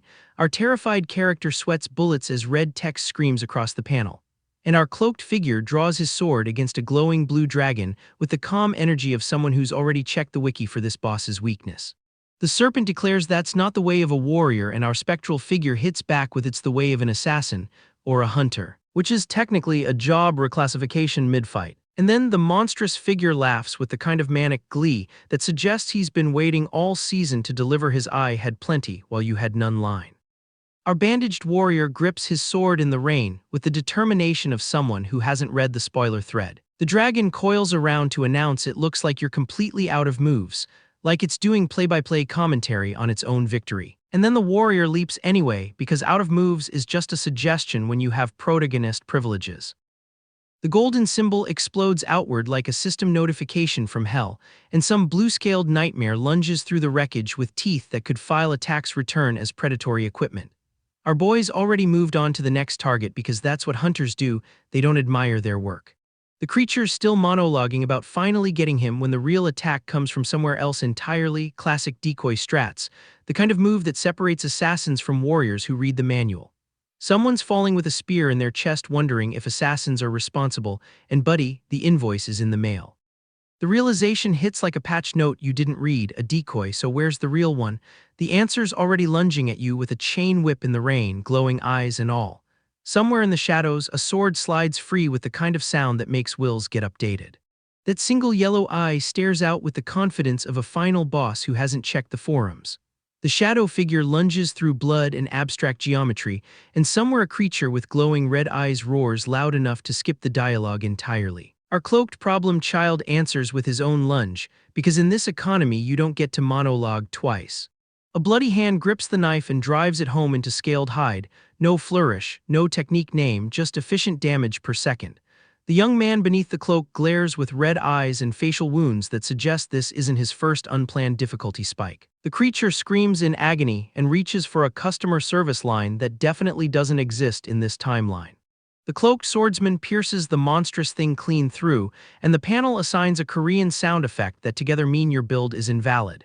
He impales another figure with the same energy a gamer uses to skip cutscenes, zero hesitation, full commitment. His eyes glow with determination at the fallen, while the terrified monstrosity surrounded by spectral faces realizes too late that it's not the protagonist of this encounter. Blue energy detonates upward, and the serpentine body engulfs everything in a vortex of poor life choices, smaller figures caught in the blast radius of someone else's boss fight. The wounded man coughs blood onto his hand with the rhythm of a Dark Souls death animation, clutching his chest like he's trying to hold in his remaining health points. The monstrous figure screams into the rain about this bastard and where he went, which is technically a self-report. If you're asking where the hunter went, you're already in the trap. Then the glowing blade answers from inside its chest because our boy doesn't do callbacks, he does critical hits. Someone's still talking about cheap tricks as they kick underpowered dust, not realizing the cheap trick is the one that already worked. The gaunt screaming face with yellow eyes contorts in the downpour, and the shadowy figure with claws lunges from darkness that seems almost personally offended. Then the metallic object finds its neck, and the screaming upgrades from performance to genuine. The whip strike lands with a guttural cry in Korean sound design that translates roughly to uninstall. The blood-splattered figure on the ground contemplates whether this situation is even possible, which is adorable. He still thinks reality has a fairness setting. The creature's final roar is just agony with better audio mixing. The single red eye stares from darkness with the intensity of a loading screen that knows your save point file is corrupted. The figure in red robes holding a spiked chain asks if they're the one being hunted, which is the kind of self-awareness that arrives approximately one revelation too late. The grotesque screaming face with bloodshot eyes looks upward like it's checking the patch notes for a nerf that isn't coming. The white-haired warrior leaps with sword in hand against stormy architecture, and the monstrous shadow screams rage into the void. A cloaked figure lunges with motion-blurred arm, then the scarred face looks upward with terrified eyes exclaiming that no, that can't also be. The full sentence dies in the throat where better writers would put a comma. Something's rising from the blood-red abyss, and it's not the difficulty curve, it's the difficulty cliff. The impalement is violent enough to make the blood splatter in abstract expressionist patterns. The sword through the chest explodes gore with the enthusiasm of a system announcement for legendary drops. Then the elderly man with glowing red eyes screams terror as shadowy figures reach from smoke. He's seeing the full enemy composition now, and the raid leader did not prepare for this mechanic. In the pouring rain, the cloaked figure impales another victim with the casual efficiency of someone who's stopped counting achievements. The wounded torso shows a gash down the center that suggests this body has seen multiple patch cycles. The gaunt elderly figure cries out "You bastard" with the specific anguish of someone who thought they were the final boss until the health bar phase transition. The old man clutches his chest with a cloaked shadow looming behind, the classic mentor death flag pose that every Murim reader recognizes by panel 3. Then the giant figure with glowing white eyes looms over the battlefield of smaller figures, and the hand holding a skull above a pile of skulls drips blood with the patience of a loot table that knows you're farming. The psychopath's playthrough doesn't have side quests, it has body counts. The cloaked figure with glowing white eyes stands in rain so heavy it's basically a cutscene filter, hood doing nothing to hide the murder resume. Two figures loom behind another with vacant eyes, the pale one, the dark-haired one with red eyes, all of them looking like a group photo for people who will not be attending your funeral because they are the reason. The older swordsman grips his hilt in the downpour, still thinking defense is an option, which is almost sweet. The lone figure walks toward the traditional building under heavy rain, footsteps marked with a Korean sound effect that means no witnesses, no witnesses, no witnesses. The blood-splattered warrior raises his fist with sword in hand, and the blood splatters around the standing cloaked figure like a reputation system that only tracks one metric. He's not entering the building, he's entering the next zone. Lightning illuminates the storm with text about somewhere stronger, somewhere with harder-to-hunt prey, and the sky above the city skyline delivers the phrase like a quest log update you can't decline. The mountain range flashes with electric violence, and somewhere a procession of robed figures stands in formation, completely unaware that the hunter just set his waypoint to their coordinates. The solemn procession in the grand hall with red-filtered light looks like a guild meeting where nobody read the raid briefing. The dimly lit room with ornate wallpaper hosts figures in traditional robes standing around like they have time to waste. Then the lone figure kneels before a throne filled with standing soldiers, and someone says 2 years remain, 2 years until what? The patch drops, the expansion launches, or until the psychopath finishes his tutorial and the real game begins. The streets of Bingyang are buzzing like a server launch days, except the patch everyone downloaded is called the Nameless Hero finally wiped out the Black Snake sect. Commoners who have never caught a legendary drop in their lives are suddenly main charactering in the town square. Some guy at the tavern proposes they upgrade the title to Nameless Great Hero, which is exactly the kind of scope creep that ruins good branding. An older man with a straw in his mouth pushes back with the energy of someone who's seen too many hype trains derail. His buddy snaps back that they should think about what those bastards did to them, and honestly, the straw-chewing skeptic folds like a cheap folding screen. The panel gives us the real thesis. Neither authorities nor righteous sects ever gave a damn about commoners like them. So they toast to the nameless hero who drove the scum out, and the whole square erupts in long live like this is a comeback stage, and he's about to drop the title track. The crowd's energy is giving first concert after military discharge, unhinged, grateful, slightly violent. Cut to our guy and his expression says he did not sign underpowered for fan meet and greets. He's standing before some grand pagoda under a full moon, and his spirit eye, that lovely little system feature, is pinging like a Discord notification at 3 a.m. Something's coming. Inside the stable, Danri Chinwoo, white beard flowing like he paid for the premium character model, is having a moment with his horse. The panel drops his name like it's supposed to mean something, and honestly, in this genre, that beard is the resume. A messenger in red robes shows underpowered looking like he knows something the audience doesn't, which is technically his job.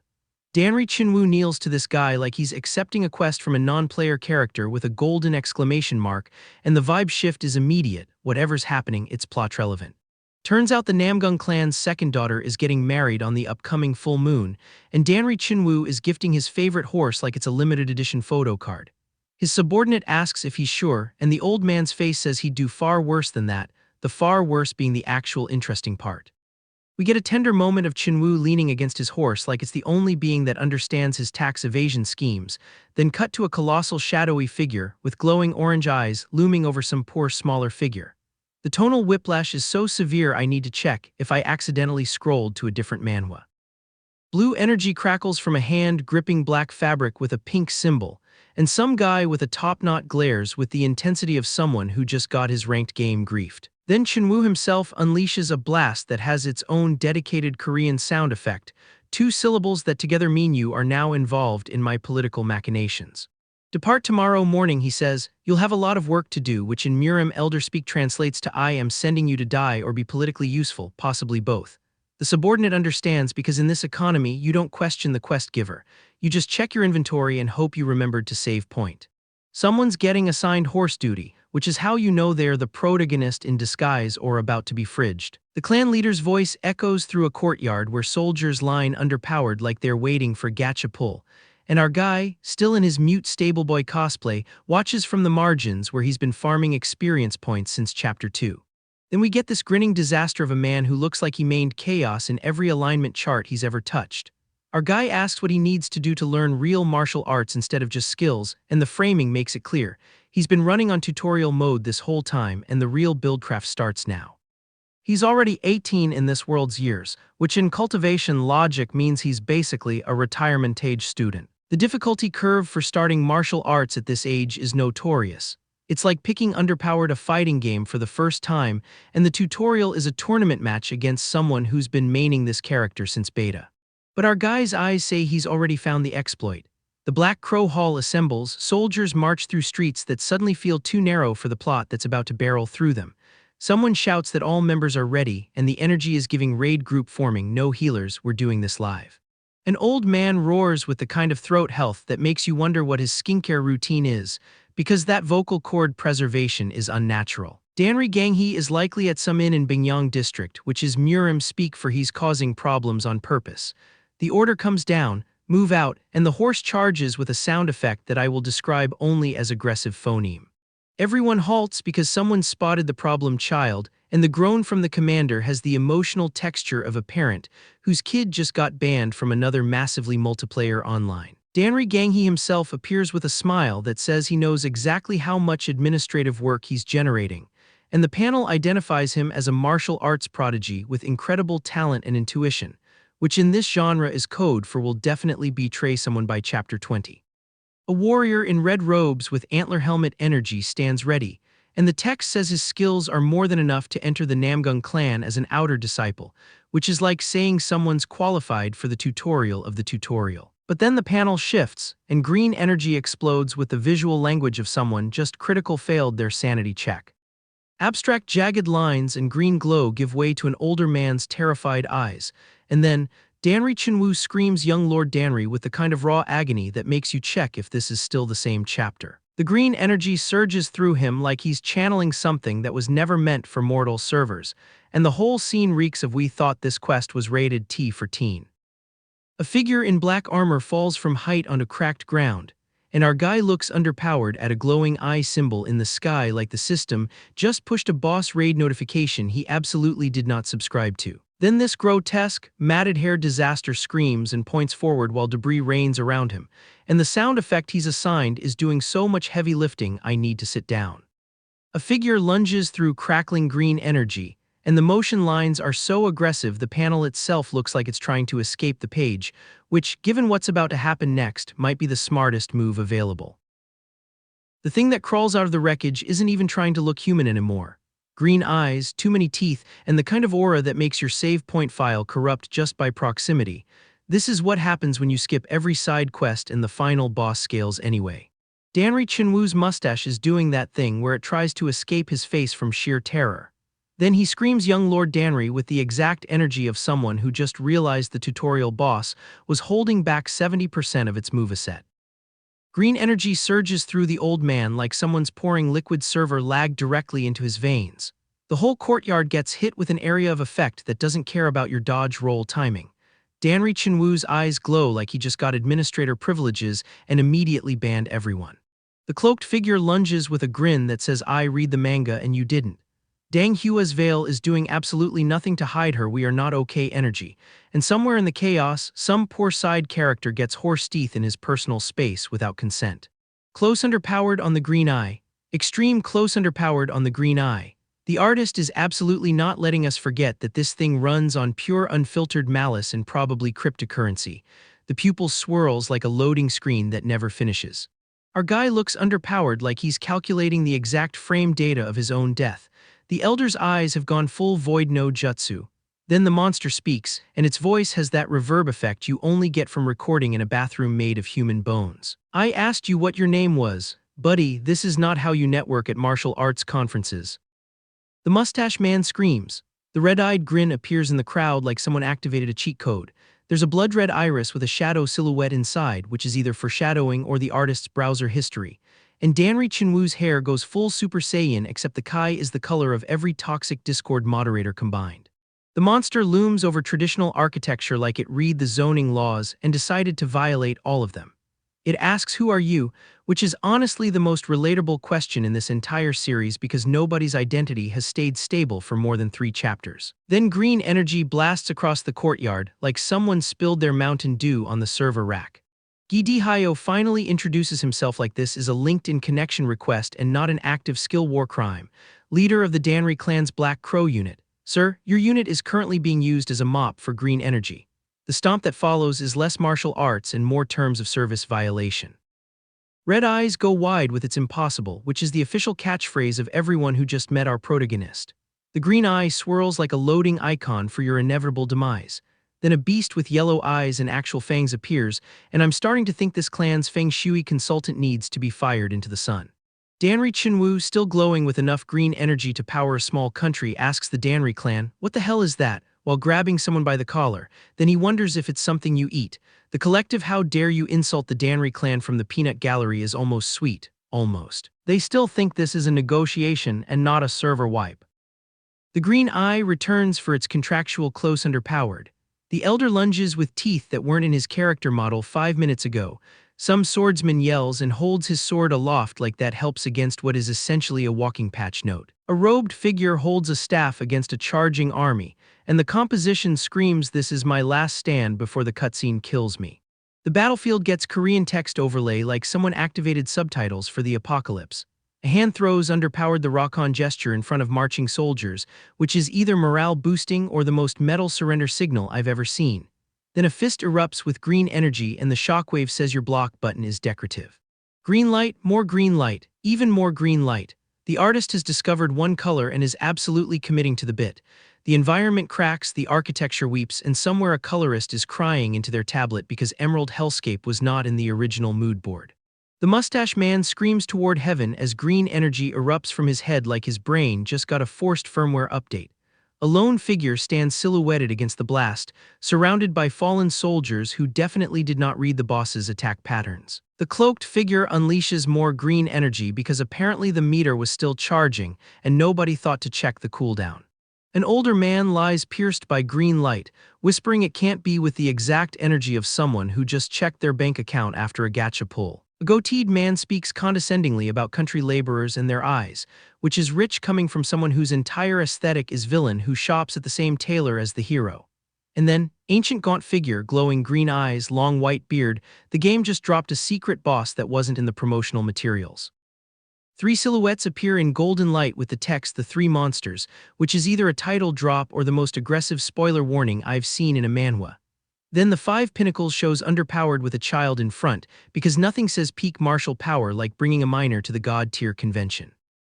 A lone man with a horse walks through the battlefield because even the background NPCs have better survival instincts than the named characters. The cloaked observer watches from the shadows, taking notes for what I can only assume is a very unhinged Yelp review. And the green light from the sky bathes everything in the glow of this server is shutting down for maintenance, and your progress is not being saved. The elder's hollow eyes glare with the energy of someone who's seen the source code and found it wanting. Then he grins with every tooth his dentist warned him about. A figure in green stands over 2 defeated individuals and says this should be enough to teach them how vast the world truly is. Sir, they are currently being educated by direct application of green energy to their everything. The lesson plan is not the issue. The old man's eyes go wide with that specific expression of someone who just realized the tutorial boss was hiding a second health bar. Then the green hits, and whatever's inside Dong Bong-soo decides to clock in for its shift. Danri Chinwoo's face contorts like he just read his own bounty poster, and then the smoke show begins. Green tendrils spiral into the sky with the theatrical flair of a K-pop stage reveal, except the comeback concept is ancient eldritch horror.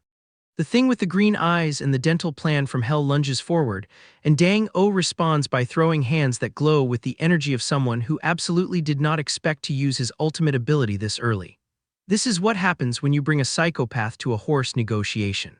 Cut to the aftermath, and Dang-O is now conducting the most aggressive job interview in murim history.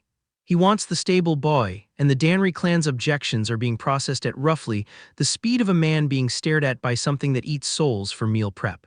The negotiation basically goes, Dang-O says I'm taking him, Danri Chinwoo calculates the social damage of saying no to a man who just witnessed his personal demon, and the math comes out to please take him, Senior Tang. Our boy just got traded for a horse and a letter of recommendation. Meanwhile, the Danri clan is having the worst field trip ever. Danri Ganghee is screaming into the void like his subscription to normalcy just got cancelled, and Dang-O's grin says he absolutely knows what he just acquired. That smile is the eye pulled the limited card face, except the card is a clinically insane stable boy with an inventory full of corpses. They ride out and our protagonist gets his first moment of stillness since reincarnation. He sits in the dark, clenching his fists, probably running the numbers on how many people in this caravan he could kill before breakfast. The inventory system hums in his head like a second conscience that absolutely does not judge.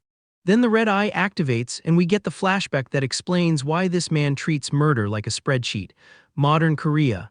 A vigilante who carves letters into children's faces and calls it justice. Dong Bong-soo hunting him with the patience of someone who has absolutely no emotional investment in the outcome, which is exactly what makes him terrifying.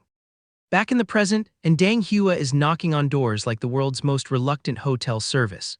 She leads him to a room with a dragon mural that screams important ritual happens here, and the atmosphere shifts from road trip to we're about to perform surgery on your soul, please sign the waiver.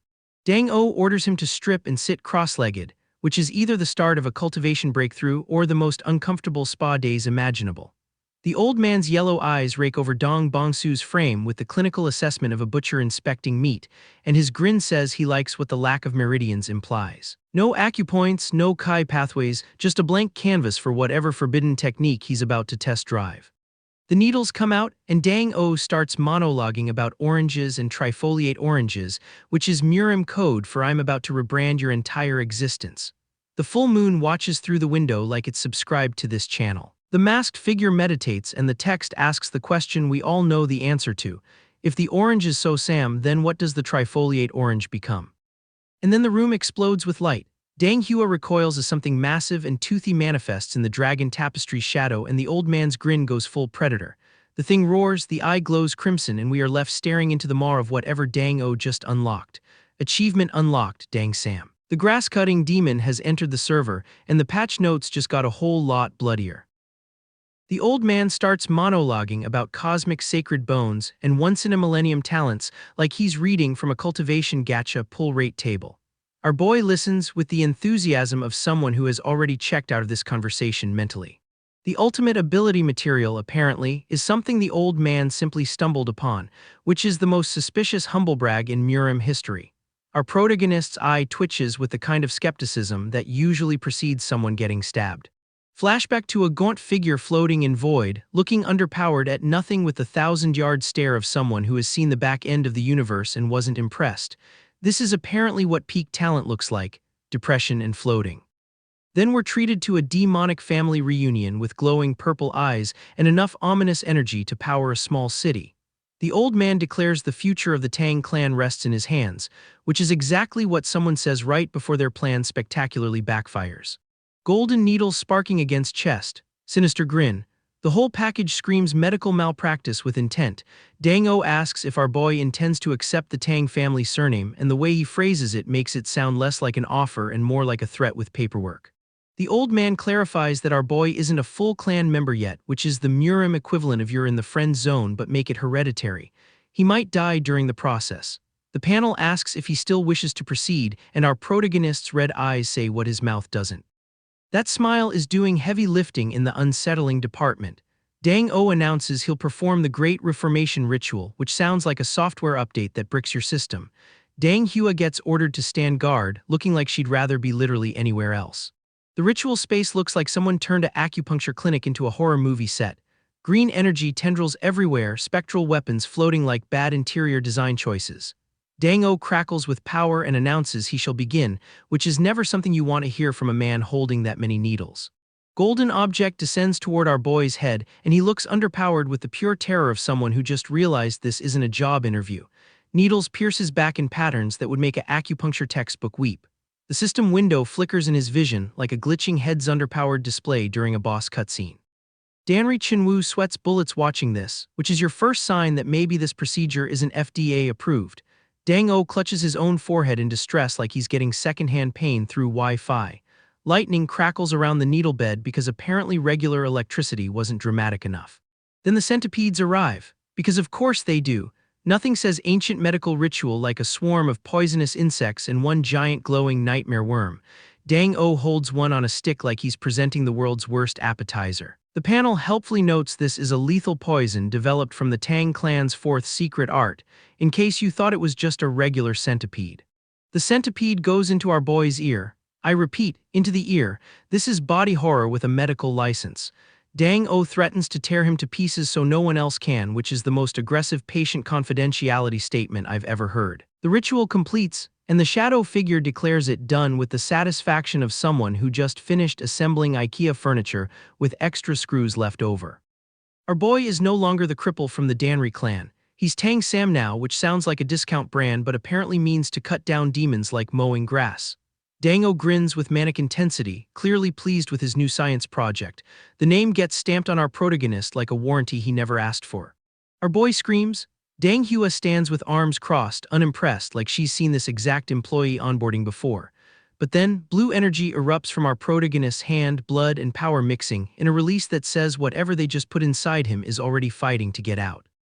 Blood-covered robed figure unleashing energy, sharp teeth grinning in close underpowered, our boy screaming through the pain like he's downloading a system update directly to his nervous system. The patch notes just dropped and they are not optional. The violence arrives without warning, a wet crunch of impact, blood painting the walls like someone got overzealous with interior decorating. A cloaked figure lunges through the carnage while a white-haired man reaches out, already too late to stop what's coming. A masked assailant with a blade steps into the gore, surprised by the scene, while the survivor demands answers with the desperate energy of someone who just watched their life expectancy drop to zero. A cloaked figure with glowing eyes watches from the shadows like a spectator who paid for premium seats. The swordsman in black unleashes a shadowy attack that fills the chamber with darkness, and suddenly we're not in a martial arts story anymore, we're in a horror game with the brightness settings broken. A blonde figure conjures pink energy around their hand like they're charging a very aggressive skincare routine, then draws steel with the casual menace of someone who does this before breakfast. The fight erupts proper, purple blade against shadow form, energy clashing like two rival DJs drop the bass at the same time. A monstrous figure with glowing white eyes and spiky hair glares through the pink haze, looking less like a person and more like a final boss that skipped the second phase entirely. Someone's surprised face gets illuminated by the glow, and that someone is definitely rethinking their career choices. The white-haired man grins maliciously, holding his glowing pink sword like it's a trophy he won for being the worst person in the room. Then the shadow figure speaks, and I quote the spirit of the line, not the exact wording that would get this video demonetized, essentially calling him weak in terms that would make a gaming lobby blush. The swordsman in purple responds with another burst of pink energy, because apparently we're doing a color-coded damage type system now. The shadowy figure swings that purple blade in a wide arc, cutting through the air with enough force to make physics file a complaint. A warrior in black leaps through the grand hall surrounded by swirling energy, because why walk when you can dramatically launch yourself at problems? Then the scene shifts wider. A lone figure leaps through a vortex of pink energy above ruined city streets, and the shadow figure unleashes a purple blast that illuminates the devastation like the world's worst fireworks show.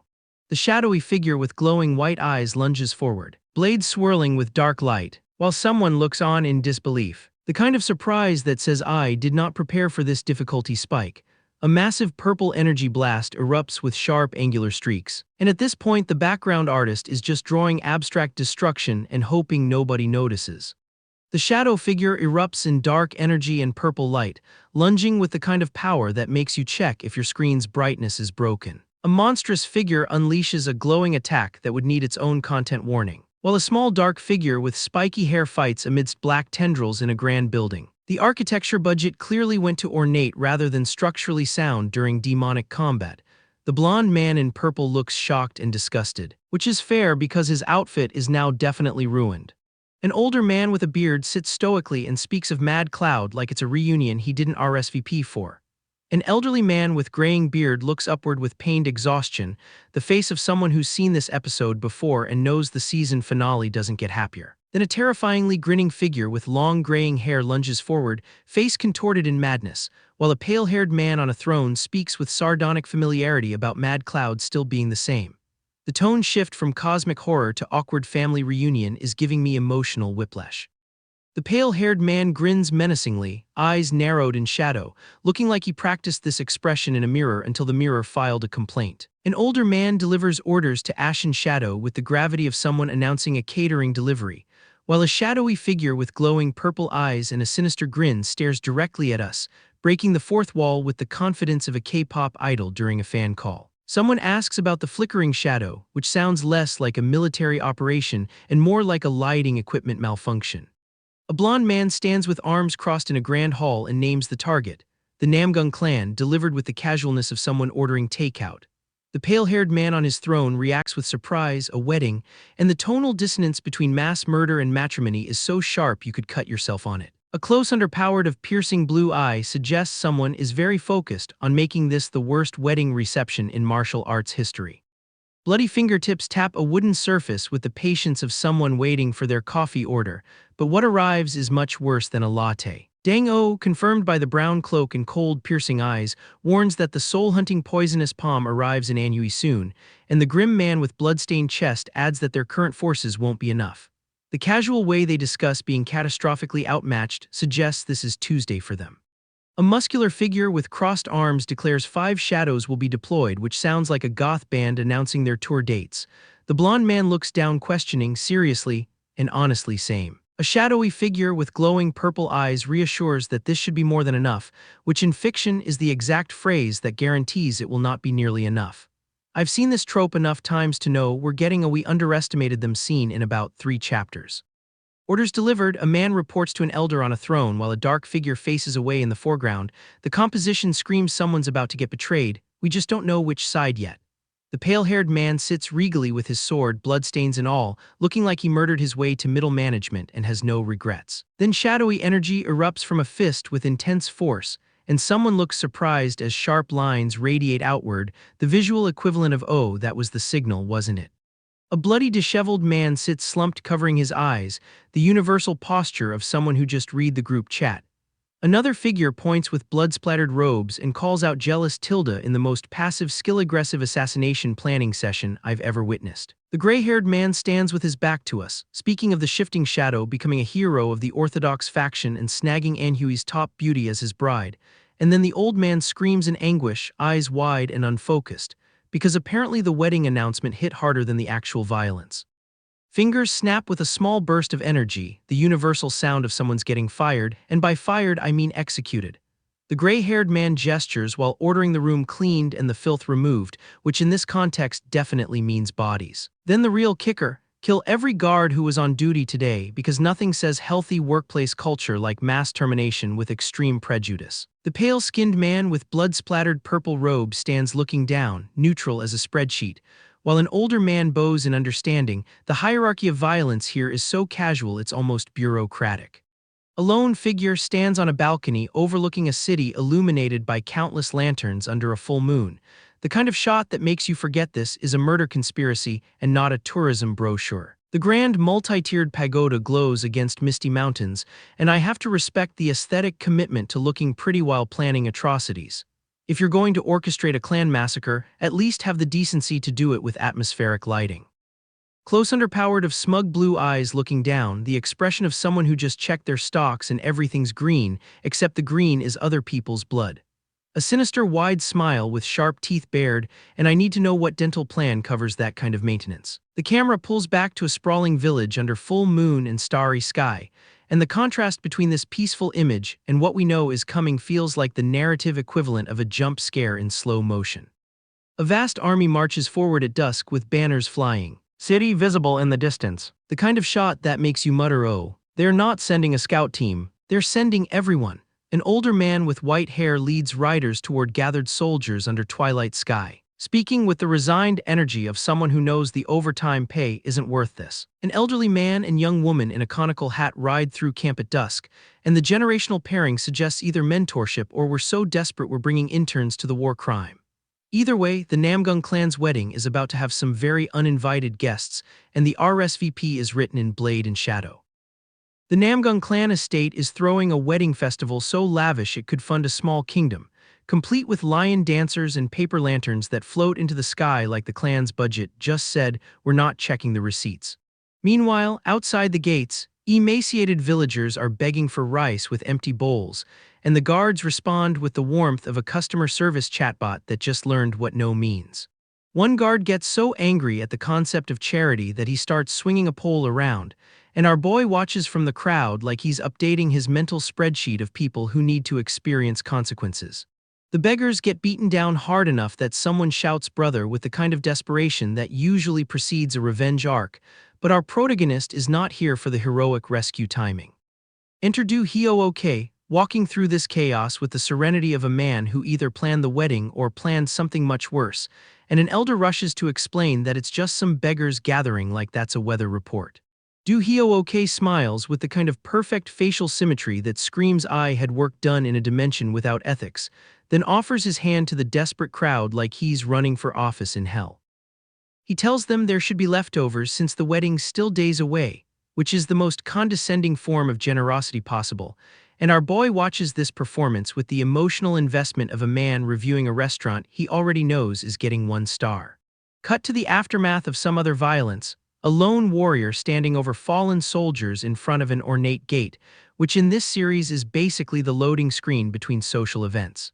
An elder starts recounting the legend of the Thunderblade Emperor with the enthusiasm of a fanboy at his first concert, getting so worked underpowered about ancient martial arts that he nearly punches the air. Someone bumps into an old man who then gets struck by an unseen force, and the Korean sound effect for this impact is doing more storytelling than most side characters in this genre. A hand covers a terrified man's face, an elderly figure gets struck with a parak that I will not attempt to pronounce, and then this grizzled old man with intense eyes growls move, you're in with the urgency of someone who knows the buffet line is about to close. Danri Chunwoo arrives with his magnificent white beard flowing like he's cosplaying as wisdom itself, and immediately starts bowing to people with the energy of a man who knows he's about to cause diplomatic incidents. Then some old man with white hair and a goatee starts roaring with his mouth wide enough to see his dental work, and asks if he's come to a place where he doesn't belong, which is the most aggressive way to announce you're not on the guest list. A cloaked figure tries to calm down Senior Tang, and Do Hyo-ok steps in with his perfect symmetry face to introduce himself, which is like watching a Photoshop filter try to negotiate with a hurricane. Dang-o, because of course it's Dang-o, confronts the crowd demanding to know who made him come all this way, then delivers the coldest assessment possible. Excellent. But that's all, which is the martial arts equivalent of you tried. Do Hyo-ok looks surprised that his perfect face didn't earn a perfect review, and Dang-o says it would have been better if they'd met earlier, but seeing him today is a bit something he doesn't finish, which is somehow more devastating than any insult.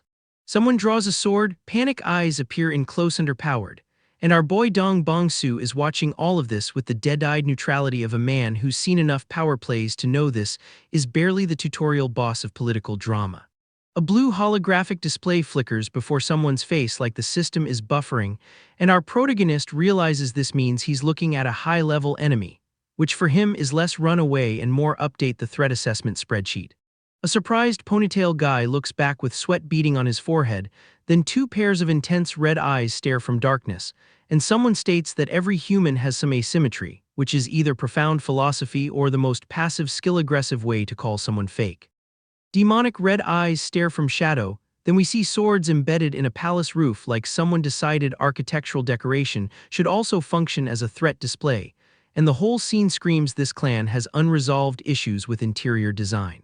The Grand Palace stairs lead underpowered to architecture, so imposing it probably has its own gravitational pull, with 3 swords standing upright in the foreground like the world's most aggressive welcome mat. An elder explains these are the swords of former leaders while a golden eye peers from white fur, and two men on the grand staircase have a conversation that starts with "Here a moment. I'll go inside," and forget which is the most relatable administrator error in martial arts history. Boots ascend stairs with sound effects doing the heavy lifting. A lone robed figure stands on the grand staircase with hands clasped like he's posing for an album cover, and the ornate interior reveals itself with the kind of detail that says we spent the budget here instead of on the beggars outside. Two figures face each other on a patterned carpet in a grand hall. Someone calls out "uncle" with surprise that suggests family reunions in this clan are usually more violent, and feet prepare to fight on that same rug which is about to need professional cleaning. Danri Chinwoo greets someone with "welcome, uncle. It's been quite a while," in the warm tones of a man who definitely remembers exactly what happened last time, while another elder grimaces that seeing a clan leader come running out like this is a sight he didn't need. A close underpowered of rough textured skin and coarse hair transitions to someone laughing "ha ha ha ha." You haven't changed a bit with the kind of hearty amusement that in this genre always precedes either a hug or a hidden dagger. And then we get intense dark eyes from a blonde woman who is definitely taking mental notes. A woman watches two men arguing from behind like she's calculating the drama-to-entertainment ratio. Another woman with an elaborate floral hairpiece turns away with an awe of recognition. And then Dang Hua appears with her owl-like eyes and twin buns, smiling "it's been a while," HWA, like she's about to bias-wreck this entire wedding arc.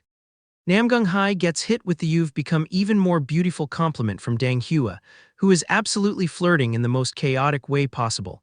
And then Tang HWA introduces herself with "should I call you brother-in-law," which is either polite or a threat, depending on how you read the tone. A blonde woman blushes with the kind of full-body embarrassment that suggests she's never been called brother-in-law before. Someone laughs "I like the sound of that" with the enthusiasm of a person who enjoys chaos. And another woman covers her face muttering "my goodness. This girl," like she's watching a twice variety show go off script.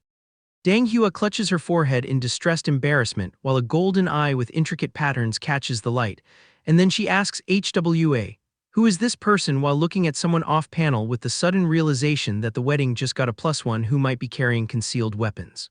A lone man stands silhouetted against a bright window like he's auditioning for mysterious figure who will definitely ruin this event. Two foreground figures watch him walk away with awe.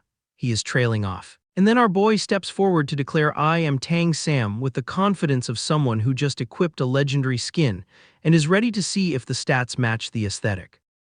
A man in green and gold robes stands stoically like he's buffering. Two women react with varying degrees of "who invited the walking red flag," and Do Hyo-ok smiles broadly with Tang Sam. "It's a pleasure to meet you," which is the most dangerous sentence anyone has said to our protagonist since he arrived in this world. Because that smile has "I know something you don't" written all over its perfectly symmetrical face.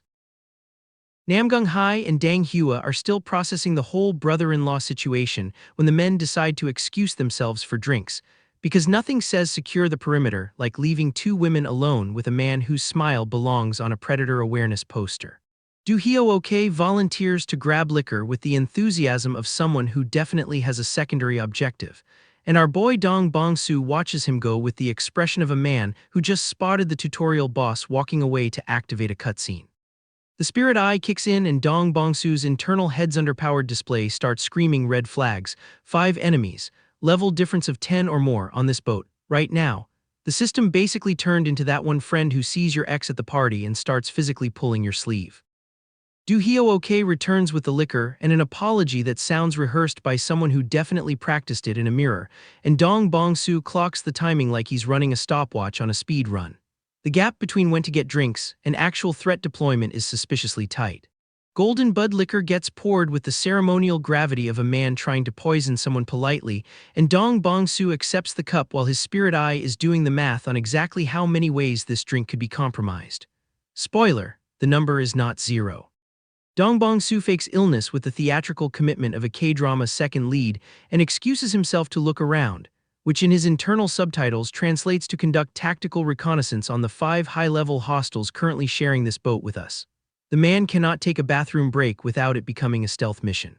He finds a storage room and lets the spirit eye do its thing, and the readout is basically a horror movie trailer. 5 enemies, level difference 10+. The fact they haven't attacked yet means they are waiting for something, and Dong Bong-soo is now trapped between Dang Oh on one side and an enemy squad on the other, playing the world's most lethal game of social deduction. The internal monologue hits different here. Rock and hard place doesn't begin to cover it when one side is the soul-seeking poison hand and the other is a coordinated kill squad, and the only thing keeping him alive is that neither faction knows he's the actual threat in the room. The psychopath's privilege, being underestimated until it's far too late. Cut to the enemy squad making their move, and Kwang-won is not here for insubordination. The scar on his left cheek catches the torchlight as he reminds his subordinates that the wedding is imminent and perimeter checks are non-negotiable, which is villain speak for "I will murder you for asking questions." The Heavenly Demon Castle management style is not employee-friendly. The guards are sweating because their squad leader has that specific energy, the one that makes you update your resume while actively dying. Kwang-won asks if they're disobeying him with the tone of a man who already knows the answer and has prepared the consequences, and the rookie's face does the emotional equivalent of a blue screen of death. The violence escalates with the casual inevitability of a gacha pull going wrong. Kwang-won doesn't just punish dissent, he turns it into a team-building exercise through terror, and the spectral attack he unleashes is the kind of visual that makes you grateful this man is not your middle manager. The rookie learns a valuable lesson about workplace hierarchy that he will absolutely not survive to apply. Back on the boat, the atmosphere has shifted from scenic wedding venue to active skill warzone without anyone formally announcing the change in programming. Dong Bong-soo is calculating angles while Dang-oh sits oblivious to the external threat, which creates the comedic tension of a man trying to defuse a bomb while his mentor discusses tea pairings.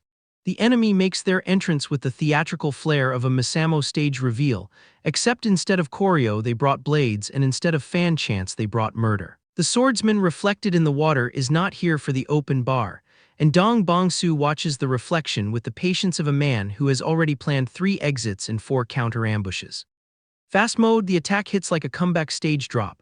White eyes, gleaming blade, the kind of lunge that makes you check if your health bar is even still there. Screams, agony.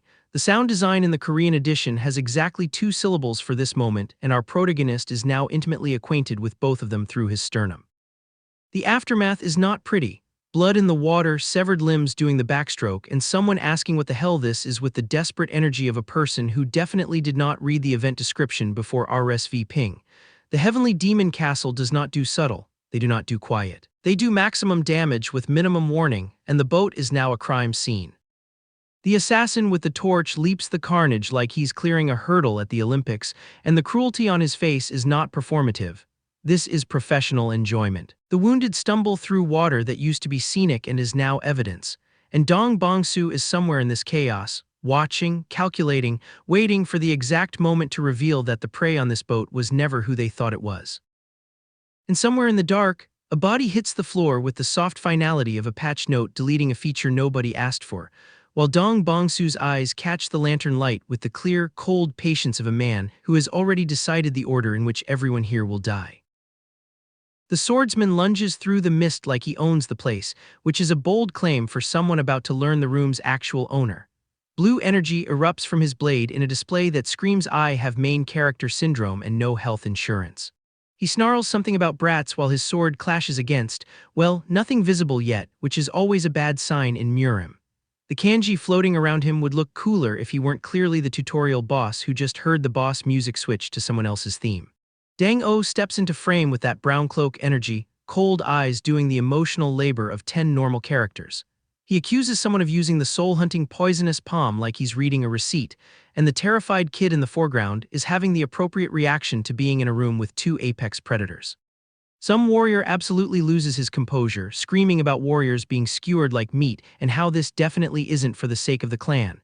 The sarcasm is so thick you could spread it on toast and honestly, valid. Nothing says corporate restructuring like finding your coworkers on pikes.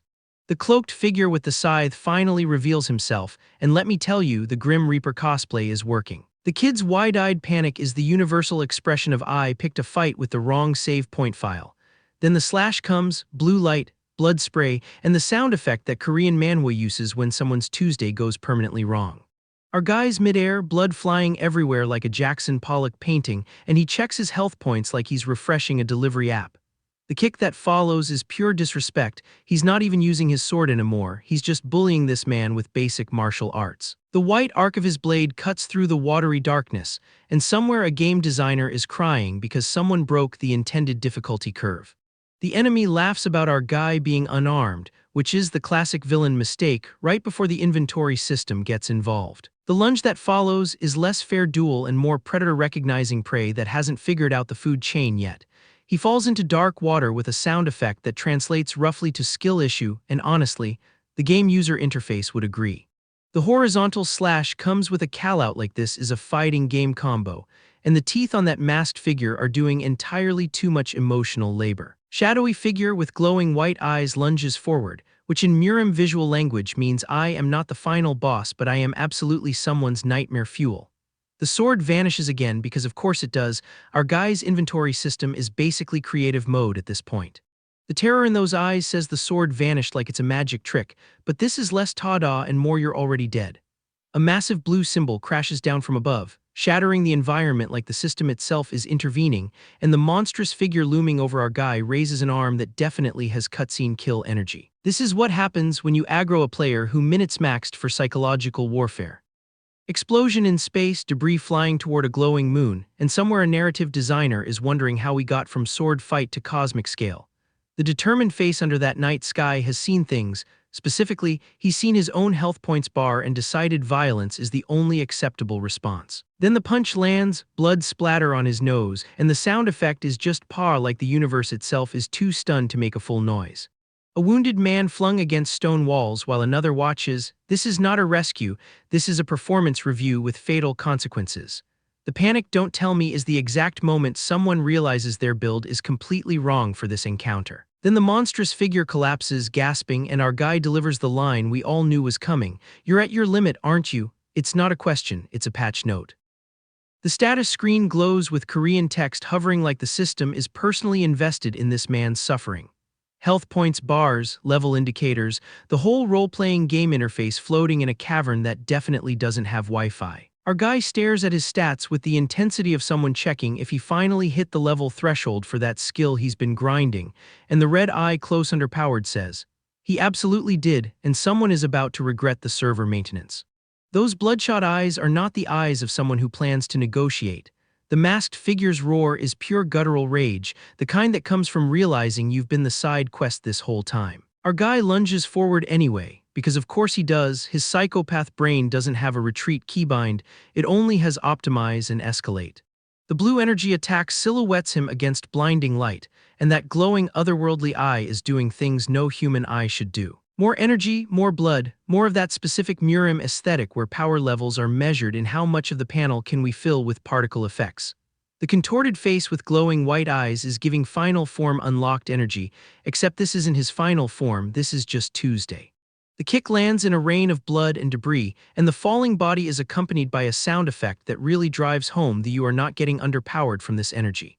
The menacing figure lunges again because murim villains have exactly one strategy: escalate until physically impossible. Then the severed arm, the collapse into blood, and the realization that this fight has moved from combat to war crime documentation.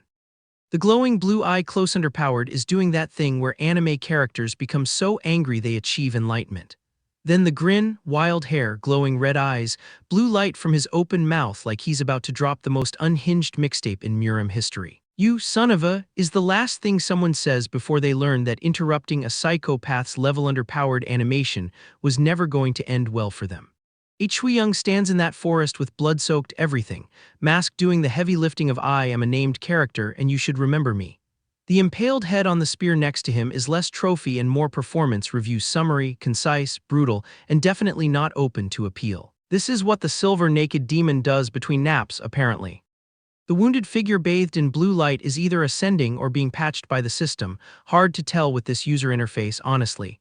Then that lone figure overlooking the illuminated city, beam of light shooting skyward from its center. That's not a victory celebration, that's a signal. And somewhere, someone who thought they were the protagonist just got a notification that the real main quest started without them. The Danri clan is burning, and our boy is nowhere in the frame, which means he's either already inside the building, or he's the reason the building needs a renovation permit. Danri Chunwoo stands there with his splendid white beard, looking like he just got a quest notification he didn't ask for. Masked figures everywhere, because nothing says covert operation like matching uniforms and dramatic entrances.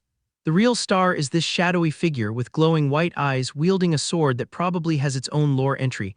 That's the energy you bring to a clan meeting when you want to discuss zoning violations. Somebody didn't make it. The blood-splattered floor and the Korean sound effect that I will absolutely not attempt to pronounce tell us everything. This man died with his eyes wide open, which in Murim terms means he saw who killed him and still couldn't process the matchup. Storm clouds over desolate landscape because the weather system in this world runs on dramatic irony. Cut to a young woman with hair covering her face and blood on her lip. The classic "I survived, but at what cost" framing. The dark energy tendrils over the water suggest someone ordered the deluxe curse package with express shipping. Enter the shirtless blonde man in a purple robe looking smug under the full moon. Every villain thinks they're the main character until they meet someone who actually is. He's standing over a body saying "Tusk, what a waste of time," which is rich coming from a man whose entire aesthetic is "I shop at the same tailor as every other mid-boss in this genre." Our cloaked figure is doing math. The flickering shadow wouldn't send such a blatant signal like that. This is the Murim equivalent of checking your spam folder and realizing the assassination attempt was actually a phishing scam. He walks through the dark forest anyway because curiosity killed the cat, and this man has never met a cat he didn't outlive. Three men react to a torch flare like they just saw their browser history projected on a stadium screen. Blood on the walls, stylized characters dripping down brick. Someone left a message in what I can only describe as aggressively red penmanship. The walker scrawled in what is definitely not washable ink. This is interior decorating by someone who failed anger management. Elders gather around the flickering torch doing the "who could have done this" routine, as if the answer isn't obviously the person who can write in blood and disappear without a footprint. One of them actually says "I don't know either, but one thing is for certain," which is the most senior citizen way to admit you're out of your depth while pretending you have a plan. The palace complex at night looks like someone rendered it on a graphics card that costs more than my rent. Danri Chunwoo strokes his beard and gives orders about increasing patrol frequency because the wedding is coming underpowered. Nothing says happy occasion like tripling the armed guards and hoping nobody asks why. Two men yell at a third while he hunches over like he's calculating whether retirement is an option. Someone shouts "Yes, clan leader," with the enthusiasm of a fast food worker who just got asked to work a double. Then we get the reveal. The full moon refers to the wedding days, which means this whole blood message situation is actually a calendar invite written in homicide. An elderly man with a tall hat and stern expression, the kind of face that says "I have opinions about your life choices and they're all negative." Then the camera drops low for a snarling ancient bearded man who looks like he invented anger and patented it. Cut to a pagoda against blue sky, because even in the middle of political crisis, someone remembered to schedule the architecture shots. A fist slams wood with shockwave energy. Someone's having a productive meeting. Danri Chunwoo bows respectfully with large orange kanji overlaid because nothing says tense negotiation like decorative typography. Then he sits alone looking contemplative, which is elder speak for "I just realized my entire security apparatus runs on nepotism and prayer."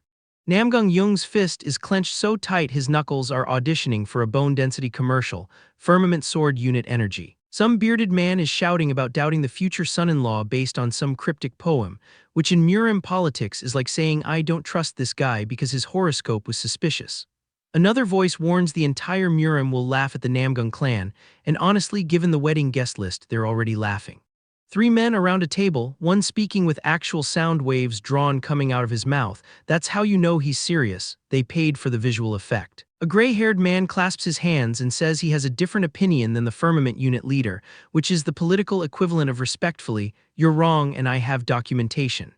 An older scholar type reads a scroll while two others watch, because nothing solves a crisis like peer review.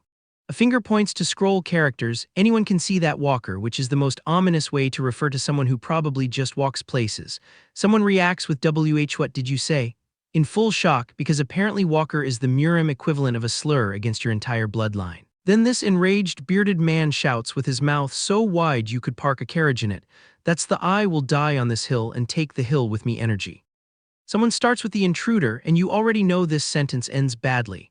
Namgung Byok in his blue robes confirms the obvious. Someone sneaked into the great Namgung clan, which is supposed to be harder than getting a reservation at that restaurant everyone pretends to like. Then we see a cloaked figure standing before skeletons in a blood-splattered chamber, and suddenly the wedding planner's job description got a lot more complicated. A man with long unkempt hair leans forward with serious energy. Their goal wasn't just to infiltrate, kill someone, or spy on us. He's building to something worse, and you can tell because his ring finger has a ring that probably costs more than the GDP of a small province. Someone else asks if they should arrest Do Hyo-ok based on a baseless claim, which is the can we cancel the wedding because of a Yelp review defense, technically valid, socially catastrophic. An older man with a top knot yells furiously at a younger man standing calm in the background. That's the I am screaming and you are processing dynamic that defines every productive workplace. Another enraged man points accusingly while shouting if this really is a frame underpowered, which is the legal equivalent of I'm not saying you're guilty, but I'm definitely saying it.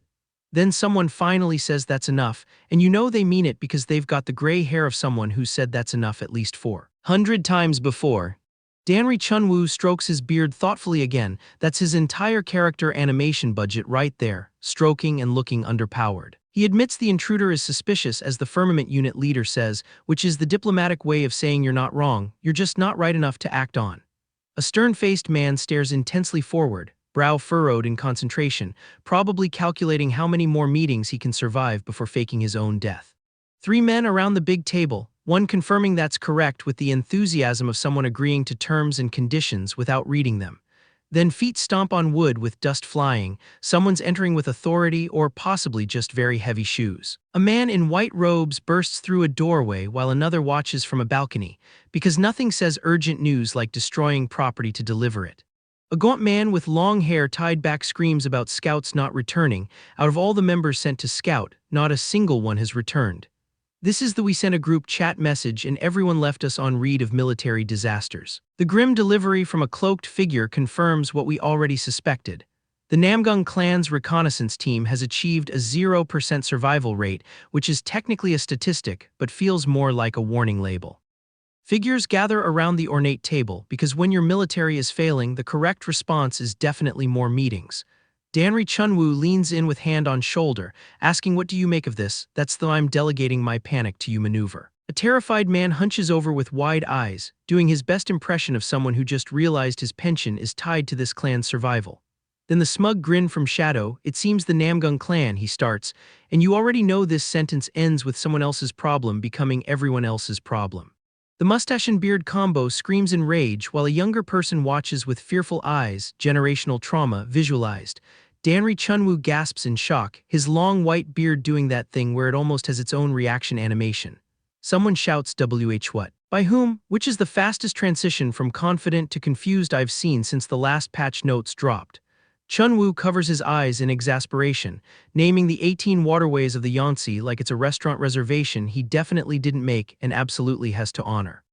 A fleet of boats sails toward a distant city under storm clouds. That's not a wedding procession, that's an invasion with nautical theme. Soldiers on deck discuss a treaty with a naval force that wouldn't come inland, which is the military equivalent of my ex promised they wouldn't show underpowered to this party.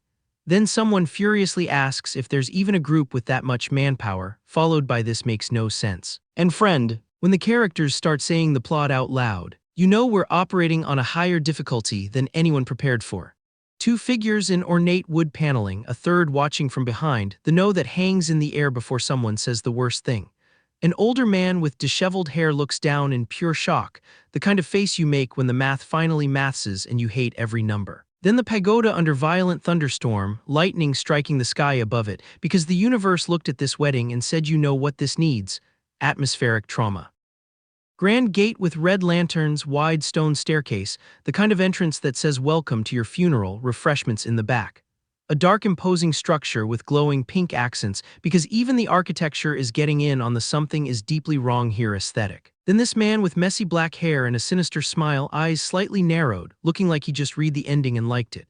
He stands with head bowed in dark ornate robes, sharp jawline catching the light. That's not a groom, that's a final boss doing his pre-credits scene and the wedding hasn't even started yet. The Namgung clan estate sprawls under clouds that have no business being that bright for what's about to happen, and Do Hyo-ok stands there with his eyes closed like he's charging his villainy meter to full. His eyes snap open with that pained expression that screams main character betrayed by the script, and blue energy starts crackling from his hands like he just unlocked a new form but forgot to read the terms of service. A blade pierces dark water, light explodes everywhere, and some poor figure gets struck so hard their body does that contorted eye definitely didn't spec into durability pose.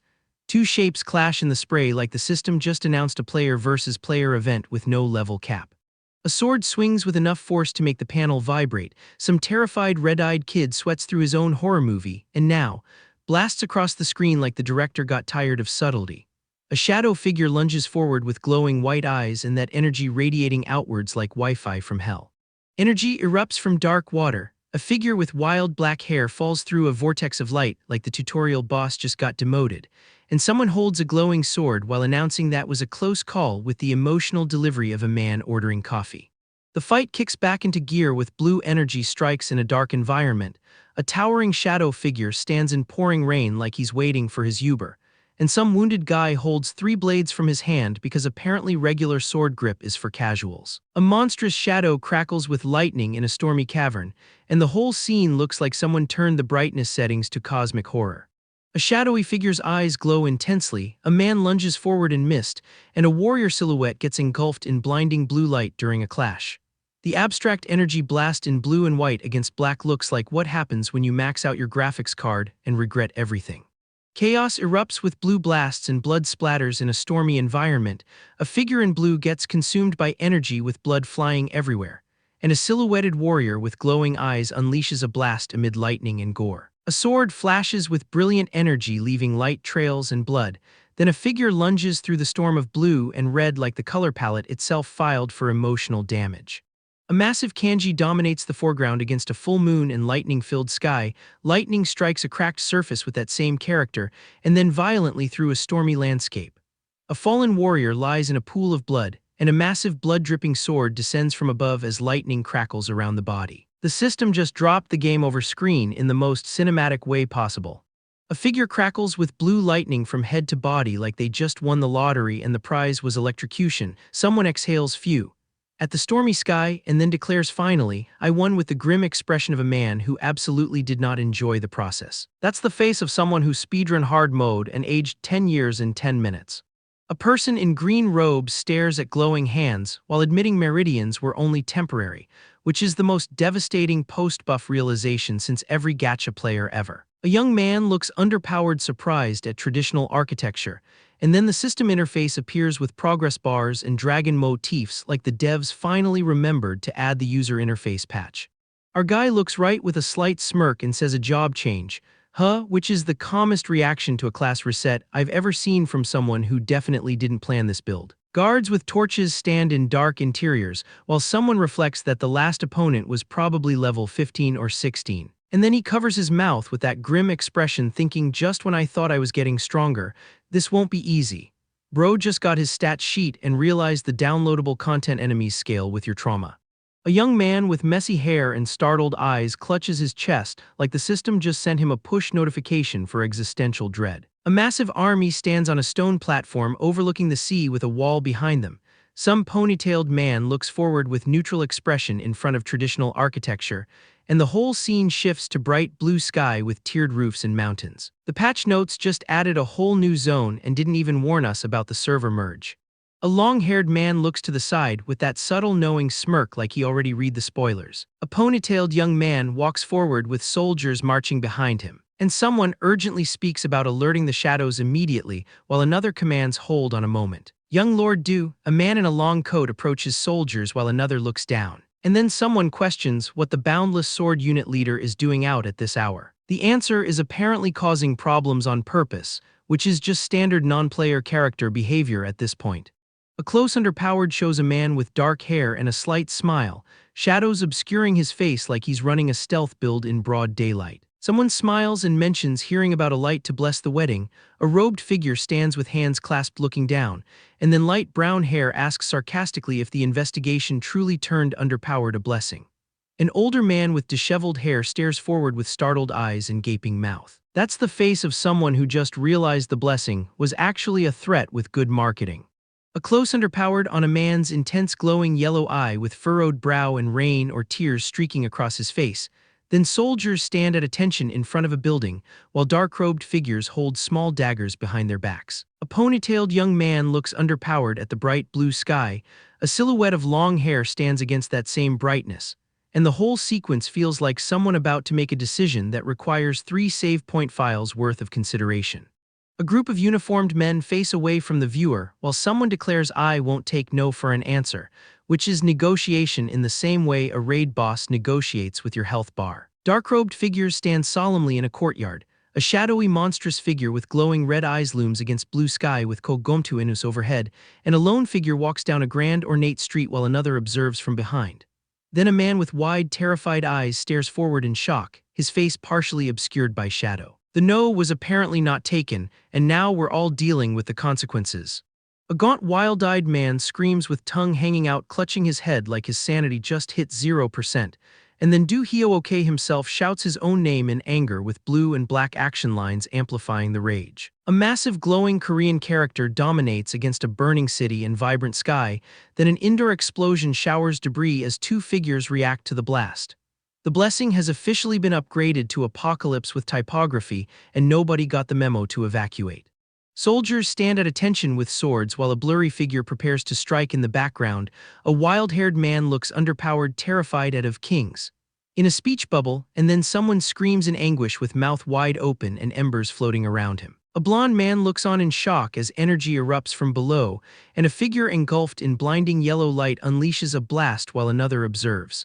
The patch notes just added divine retribution as a weather condition and set it to permanent. A man shouts, "Damn it," with face contorted in anger and pain, then a wild-haired man grins maniacally as he unleashes torrents of yellow energy from his hands. Intense golden energy erupts, obscuring everything with blinding light. A figure in dark armor shatters surroundings with a yellow blast, and a lone warrior stands amidst cracked earth and swirling dust, unleashing a powerful attack with Kopedikinus overhead. The devs definitely buffed the wrong class, and now the whole server is paying for it. A cloaked figure stands over a fallen opponent with glowing yellow symbols emanating from the cracked ground. A lone figure stands in the center of a bustling ancient city square surrounded by numerous people. And three men in traditional Korean attire react with shock to a distant figure amidst crumbling architecture with "Good God, what on earth?" in the speech bubble. A masked figure with long braided ponytail looks back over their shoulder in a desolate cracked stone environment. Someone just pulled the main character entrance emote, and the whole lobby is processing the lag. A severely wounded man screams in anguish with face contorted in pain and rage. Someone gasps for air amidst rubble with Koheaheanus overhead, and a man in traditional clothing lies defeated on cracked stone with large stylized text obscuring the foreground. A bloodied man with disheveled hair and wide, terrified eyes looks underpowered. The respawn point is apparently not working. The healers are on cooldown, and the whole party just discovered they're in a no-continue run. A bloodied man with wild matted hair stares forward with wide panicked eyes and sweat beading on his forehead. Then a shadowy figure cloaked in yellow energy descends from above with Kochaba Inus overhead, casting a menacing shadow. An older man with mustache grabs a bald man's shoulder shouting, "Tack, wait, listen to me," in distress, and a young man with his back to the viewer shouts angrily at someone off-panel with bright blue sky behind him. The tutorial NPCs are officially in the endgame now, and nobody equipped the right resistances. A terrified man in simple robes stumbles backward as a figure in ornate robes holding a sword advances. An older man with wide, panicked eyes reaches out shouting, "Stop this inst," before getting interrupted by the universe's most predictable cutscene. A warrior slashes through the air, leaving a trail of blood against blue sky. A figure in dark robes lunges forward, leaving blood splatters as another reacts with surprise. And a terrified, scarred man looks underpowered as blood splatters around him with shocked crowd below. The wedding guests definitely did not RSVP for this level of player versus player.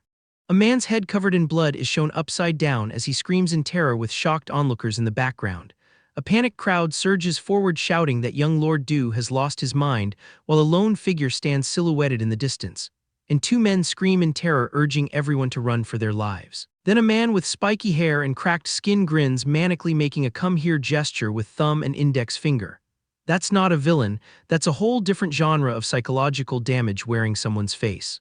An injured older man clutches his chest with face contorted in pain and desperation. A man with glowing yellow eyes and crazed smile unleashes crackling energy from his hands, and a person gets thrown backward amidst a massive explosion of yellow energy and debris in an outdoor courtyard. Then a blinding flash of light emanates from the center, obscuring the figures within. The brightness settings didn't just break, they filed for divorce from the rest of the panel. Intense yellow lightning strikes crackle and spread across a dark, stormy sky. Then a massive crackling lightning strike descends upon a crumbling ancient structure. A man with wide, terrified eyes gets caught in a massive explosion of yellow energy. A warrior in tattered robe unleashes torrents of golden energy from his hands surrounded by crackling lightning. And a character's wide, terrified eye stares out from a blinding golden aura surrounded by sharp, jagged energy lines. The psychopath's murim playthrough just hit the boss phase where the boss is also the server, and the server is on fire. A powerful golden energy blast erupts from a figure illuminating everything with intense light. A character with wide glowing eyes stares in shock as energy blast emanates from the left with kopukcha, Inus overhead, and someone asks, "What exactly do you think you're doing?" With blonde hair and dark clothing looking underpowered at the speech bubble. An elderly man with glowing green eyes and white beard points forward menacingly surrounded by crackling green energy, and a figure in black robes holds a staff entwined with a snake emanating green energy. The answer to that question is apparently everything wrong, and the patch notes are going to need a whole new category of bug fixes. The man with wide, terrified eyes is getting absolutely cooked by golden energy, and the panel's giving us that this is fine energy except nothing is fine. An elder with glowing green eyes and a white beard points forward like he's casting a vote in the apocalypse, while some cloaked figure holds a scroll that definitely has terms and conditions energy. A wild-haired young man erupts in golden energy with a battle cry that says, "I skipped the tutorial, and I'm not sorry." Then a green-clad warrior with white hair absolutely folds someone into the pavement. Two figures clash with green versus yellow energy in a cracked courtyard. Then some dude with glowing green veins screams like his Wi-Fi just died during a ranked match. And a golden spear impales a monstrous green creature that definitely did not read the patch notes. Green vein guy screams in agony while the panel decides that's the perfect time for a blinding explosion, and the battlefield gets lit underpowered like someone turned on HDR mode in real life. A defeated man thanks the soul-hunting poisonous palm like that's a normal thing to say in casual conversation, while another figure looks underpowered at the sky, lamenting that the murim has become heartless lately. "Buddy, we're past lately, this is just Tuesday." A shadowy, monstrous figure with glowing yellow eyes emerges from the dust like a bad dream that subscribed to premium. Some wounded individual roars through the pain with yellow energy crackling everywhere. And then a gaunt, spiky-haired man grins manically with arms outstretched saying, "Isn't that just how the murim works?" "No, sir, that is how you work, and we are terrified." A scarred man grins about the flying butterfly Kai he's only heard rumors about, while a dark-haired young man watches a green energy vortex form and correctly identifies that someone's planning to run observational skills that would hit different in a horror movie. A speech bubble says found you with the energy of a Discord moderator locating your IP, and then a green-clad figure unleashes a massive energy blast that strikes a distant smaller figure, target acquisition complete, emotional damage pending. A muscular blonde man crackles with yellow lightning and a menacing grin. A shadowy green-eyed figure raises their hands surrounded by flying debris, and a glowing green sword gets held aloft amidst crackling lightning. Someone is having way too much fun with the particle effects budget. Yellow lightning strikes across a dark background illuminating debris. A golden energy blast shatters stone with a sound effect that definitely has two syllables in Korean. And from someone's perspective, a figure in black dodges a massive blinding energy blast in a ruined indoor setting. The dodge animation is cleaner than my tax returns. A man screams HWA, with the wide-eyed terror of someone who just realized the boss has a second phase, and a blonde woman stares forward with surprised eyes surrounded by crackling yellow lightning. She did not sign underpowered for this difficulty spike. A dark-haired man grabs a surprised woman and they're both engulfed in bright yellow energy. The "we're leaving" carry except neither of them consented to the exit strategy. An elderly man with white hair and glasses runs forward with shock and exertion. A close underpowered shows an intensely focused wide yellow eye with radiating concentration lines. And a wounded man gets carried while another white-haired figure looks on in shock calling out "Tang Sam." The name drop hits like a bias wrecking your entire timeline. An older man with white hair and a beard looks with surprise at a younger man. Then the same elder looks underpowered with a pained expression saying "thank you." The gratitude hits different when you've just watched 3 buildings explode. An elder with a white beard screams in anguish looking underpowered at a younger person with a temple complex in the background. A woman in green reaches out in distress while another figure looms over her. And then a monstrous shadowy figure with glowing green eyes looms against a bright blue sky. The tonal whiplash from family drama to horror movie in 3 panels flat. A monstrous shadowy figure with glowing yellow eyes and antler-like protrusions stands against a bright blue sky like a walking nightmare that got lost on the way to a Miyazaki film. and a close underpowered of an intense red eye says we are not okay without using words. A spiky brown-haired man with intense green eyes speaks to a white-haired elder promising I'll be seeing you again soon. The soon in quotes doing so much heavy lifting it's getting overtime pay, and then Danri Chinwoo's intensely wrinkled glare says he is not accepting this appointment. A character in a ruined indoor setting asks what was that just now with the energy of someone who just heard their neighbor's Wi-Fi name is FBI surveillance van. And a shadowy rain-streaked figure stands with their head tilted down like they're calculating the emotional damage they just dealt. A menacing figure with glowing red eyes and sharp teeth grins with steepled fingers like they just unlocked the secret ending. A scarred man with sharp teeth looks underpowered saying you, with the recognition energy of seeing your ex at the same coffee shop. And then a bright white pillar of light pierces through dark mist with the words the pillar of light. The title card energy is immaculate. A split panel shows two bruised faces, one with spiky hair and one with dark hair and glowing red eyes, then two figures with menacing grins confront the viewer asking, "You're doing, wasn't it?" The accusation lands with the precision of a Karina high note. A gaunt humanoid creature with branch-like protrusions looks down with menacing expression under a bright sun, then a massive explosion erupts with debris flying outward, the before and after of someone who just said hold my sake in a cultivation world.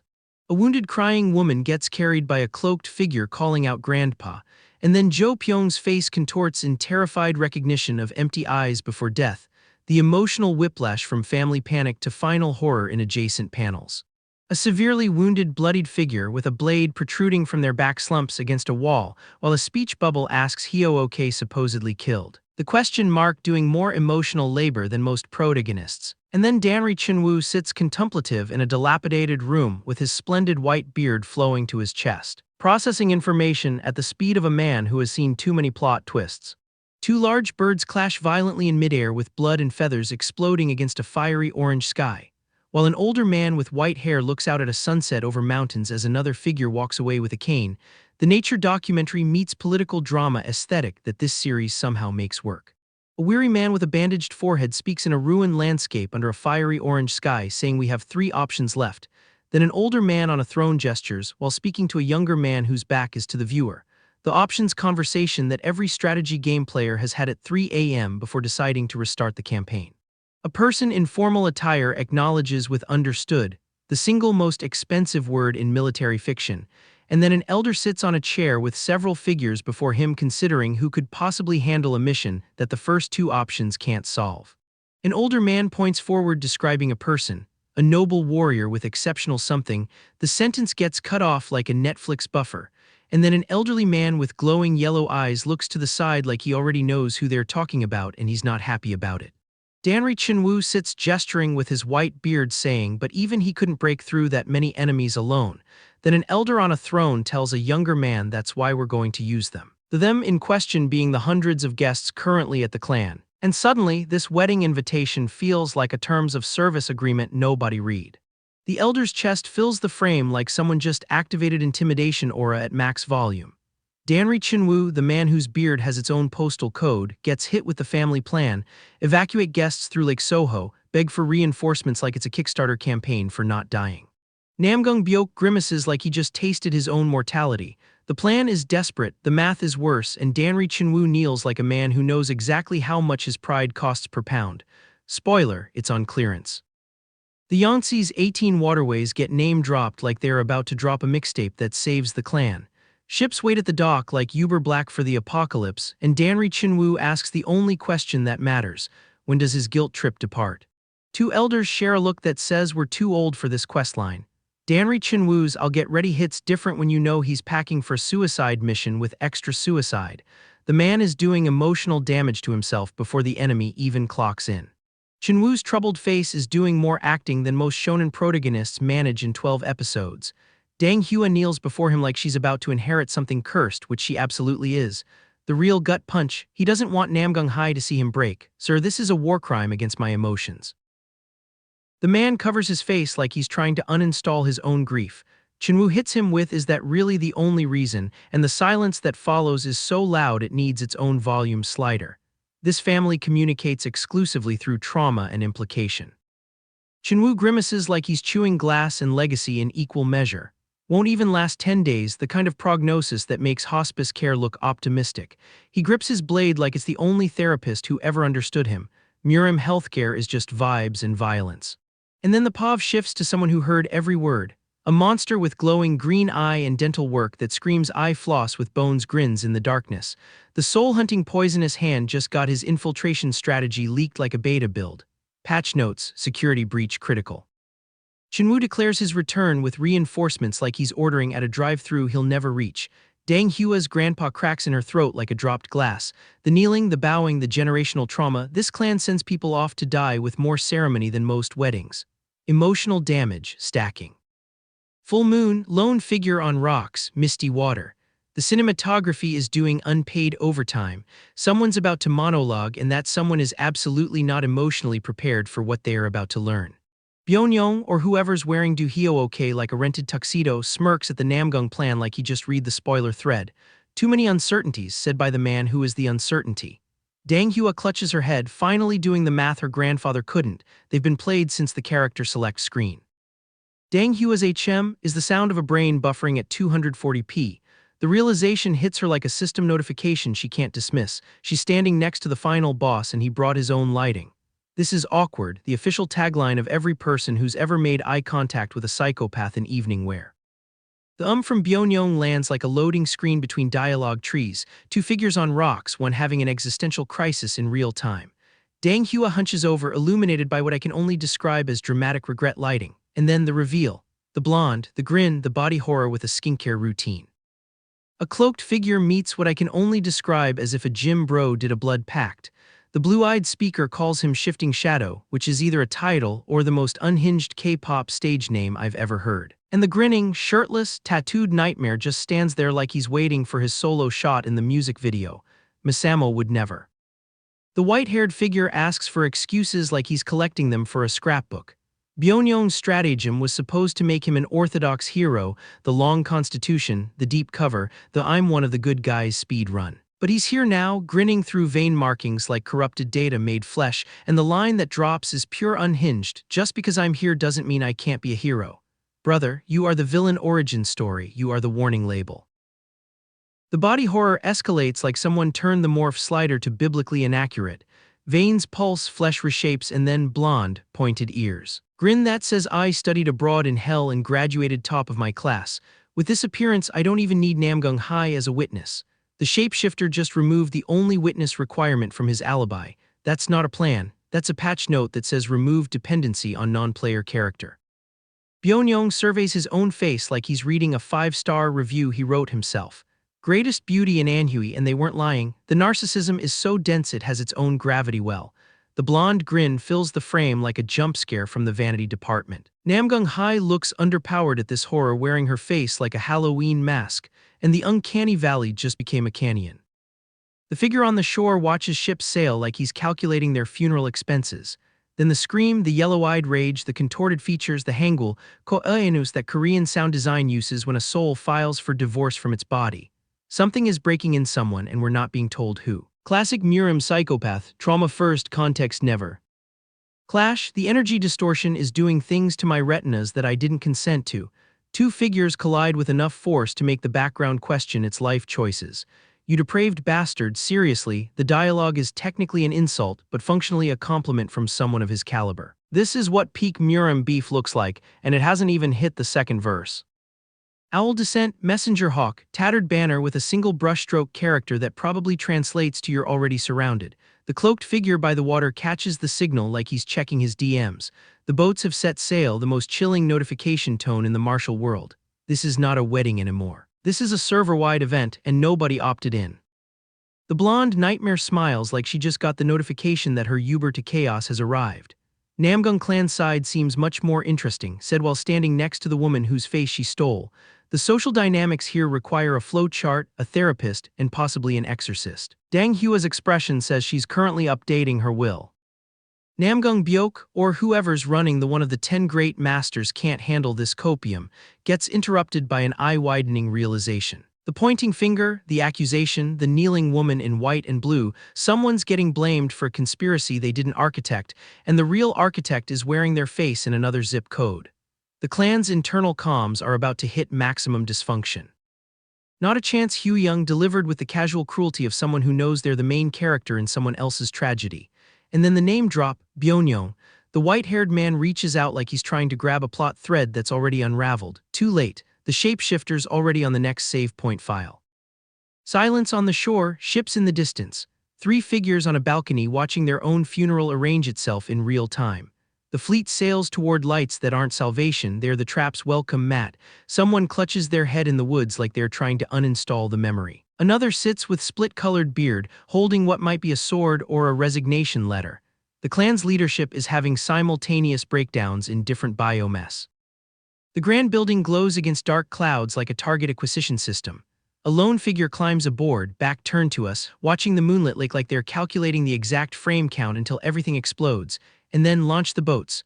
The order drops from armored silhouette to kneeling warrior and the fleet moves. This is not a rescue. This is a psychopath's playthrough entering the end game, and the only tutorial was the one he gave himself. The fleet cuts through black water under a sky that has already given underpowered, and 2 figures on a pier watch the ships come in like they are watching the end of something they did not know was ending. An old man with the face of someone who has buried too many sons says this is an organization large enough to lay siege to the Namgung clan, which is the kind of understatement that makes historians cry into their rice wine. Someone points at distant lights and asks the question that nobody wants answered, and the sea answers by being very dark and very indifferent, which is the ocean's standard customer service. A voice screams, "We are saved," which is the most premature celebration since the Titanic's deck chairs got rearranged, and then we see the banners, dragon emblems on a fleet that is absolutely not here for rescue. "They are not reinforcements," says a man who has just watched his own funeral RSVP, and the shout to turn the ships around arrives exactly 1 funeral procession too late. Panic becomes the official language of the fleet, and someone points at the enemy with the kind of rage that only arrives after hope has packed its bags and left no forwarding address. Green light erupts from cloaked hands, arrows become a weather system, and a ship becomes a bonfire that nobody asked for, which is the heavenly demon castle's idea of a diplomatic arrival. A man burns and reaches for nothing, which is the whole episode in one image, and another falls through fire with the choreography of someone who has accepted that gravity is a personal problem now. A child asks his grandfather what to do, and the answer is being attacked from front and back, which is not an answer but is definitely the curriculum for this semester at the School of Hard Knocks. "Kill them all," says a face that has never known hesitation, and the swordsman who answers with a roar is fighting on principle because the math has already been done, and the math says everyone dies. A woman in green lunges through fire toward a cloaked figure, and someone says they have to reach the shore, and then the old man says no, only 2, which is the kind of math that breaks families. 2, says an eye that has just learned arithmetic the painful way, and the old man admits he was greedy for talent, which is the most honest thing anyone has said in this entire burning disaster. He planted the goo to control someone as a pillar for something that is now ash, and the butt hangs in the air like a body from a rope, and then an eye glows green with the finality of a system notification. "The clan may not even know you exist," says the man who is leaving someone to burn, "but I, the soul-hunting poisonous palm, will remember you," which is the worst promise anyone has ever made. Green energy blasts across a burning sky, a swordsman stands silhouetted against the inferno he did not start, and then a voice asks if they should begin now that no eyes are watching, which is the psychopath's version of a dinner bell. Blue light gathers in a hand that has never cast a spell in self-defense. A warrior raises his sword against the inevitable with the enthusiasm of a man who has read the script and knows he dies on this page, and shadow curls around fingers that are already planning the next corpse. Figures fall as silhouettes with red accents, a swordsman drags a bloody opponent through a room that is now a crematorium, and a hand with a knife prepares to strike someone whose face is already shadow, which is the mercy of not seeing it coming. Masked figures stand over corpses with the casual posture of people who have done this before and will do this again, and an old man speaks to someone who may already be dead, and then a lone figure stands against fire with tattered clothes that tell the whole story without a single word. The sea is doing that thing where it swallows people whole, and the ships are contributing to the aesthetic by burning. Somewhere between the drowning and the immolation, our guys' allies remembered they had somewhere else to be.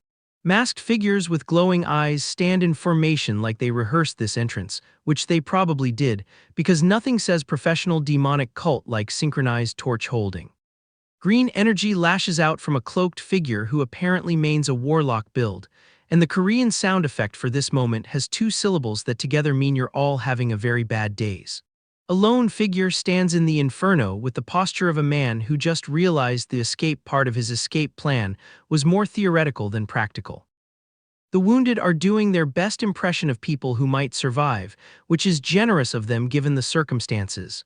One bandaged man stares through the smoke with eyes that have seen the back of the universe and filed a complaint.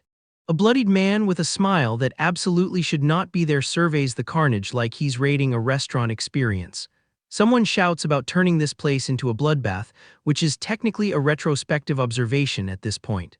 The Vice Stronghold leader arrives to find his subordinates already in the bowing position, which saves time.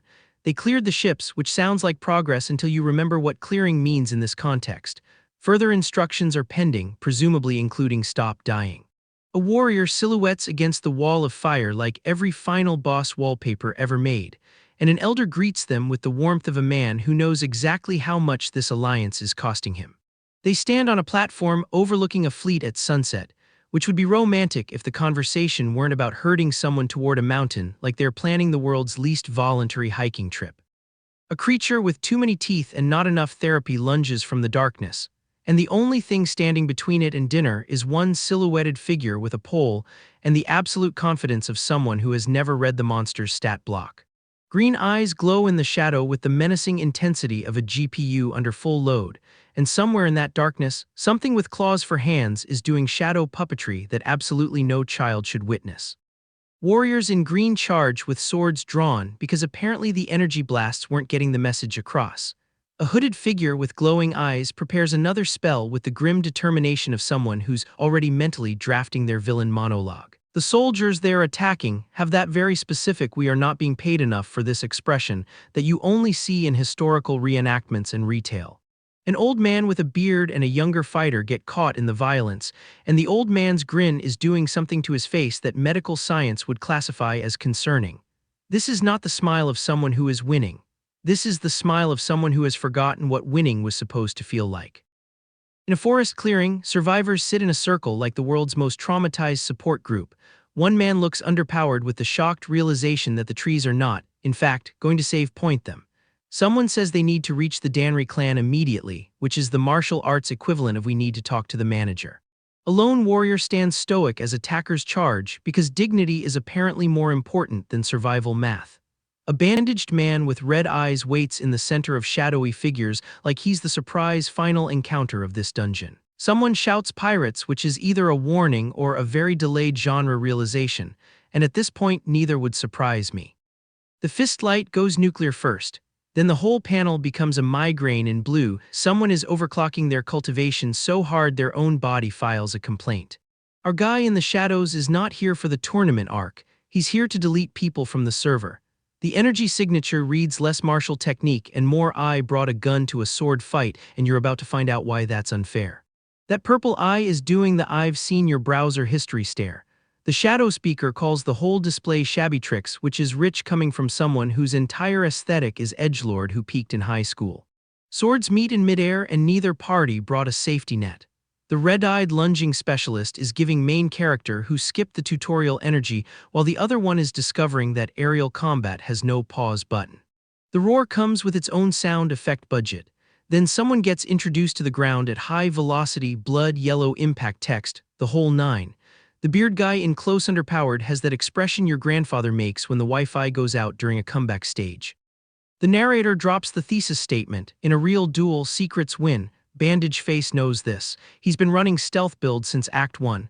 The old man in the rain is doing the math and realizing his retirement fund just got liquidated. The masked figure pulls more swords than a twice choreography has costume changes. The rain is not stopping. The clash is not asking permission. Someone's body gets launched with enough force to qualify as baggage handling at a budget airline.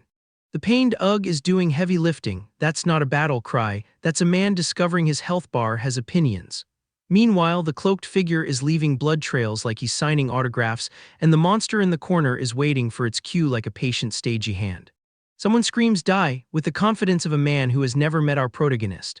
The terrified swordsman is holding his blade like it's a customer service complaint he's too afraid to file. Then the old man admits he can't dodge, which respect is honest self-assessment in this economy, and immediately gets proven correct in the worst way. Don't you dare interfere with my hunt. This is not a villain line, this is a protagonist line, and that distinction matters. The red-eye close underpowered is giving bias wrecker who just became ultimate bias energy. The elder's shock face is the exact frame you pause when you need to explain to your roommate why you're screaming at a manhwa at 2 a.m. The old man's scream has that specific "I outsourced my security to the cheapest bitter rage." The shadow attack descends like a patch note nerf from heaven, unexpected, unfair, and permanently altering the meta. The glowing blue eyes from above are not a rescue, they're a receipt. The accusation lands, "How long have you been playing me for a fool, sir?" The answer is, "Since before you had a name in the cast list." The red-eye grip is tightening. The spectral figure with the white-eye shift is doing the "I am the system and I am disappointed in your build" stare. Someone's ponytail is about to become a casualty. The glowing sword strike gets its own close underpowered because the artist understood assignment. The elder lunges with both hands on the hilt. That's not a technique, that's a man emptying his entire stamina bar into one input. Then he connects the Bungyang suicide plague to this masked nightmare, and the realization hits harder than the blade ever could. Red-eye intensity peaks. The sword cut through the storm is doing the title track chorus drop thing where everything else goes quiet. Then the cloaked figure gets the line that breaks the entire class system wide open. "You were nothing but a stable boy who shoveled horse shit for a noble clan," and the silence after is the sound of every power-scaling forum simultaneously catching fire. The silhouette against red is not asking permission. The bloodsword swing is doing that thing where the droplets hang in air like the artist wanted to make sure you felt every frame. A warrior falls, still clutching his dagger, which is the martial arts equivalent of holding your phone as you fall downstairs, technically still equipped, functionally irrelevant. The elder's blood-splattered shock is the face of a man who just realized he skipped the side quests and went straight to the secret boss. His last words are about the Danri clan, loyalty to the end, which would be admirable if it weren't completely irrelevant to the patch notes being written on his corpse. The dual sword raise in white light is not a finisher, it's a signature.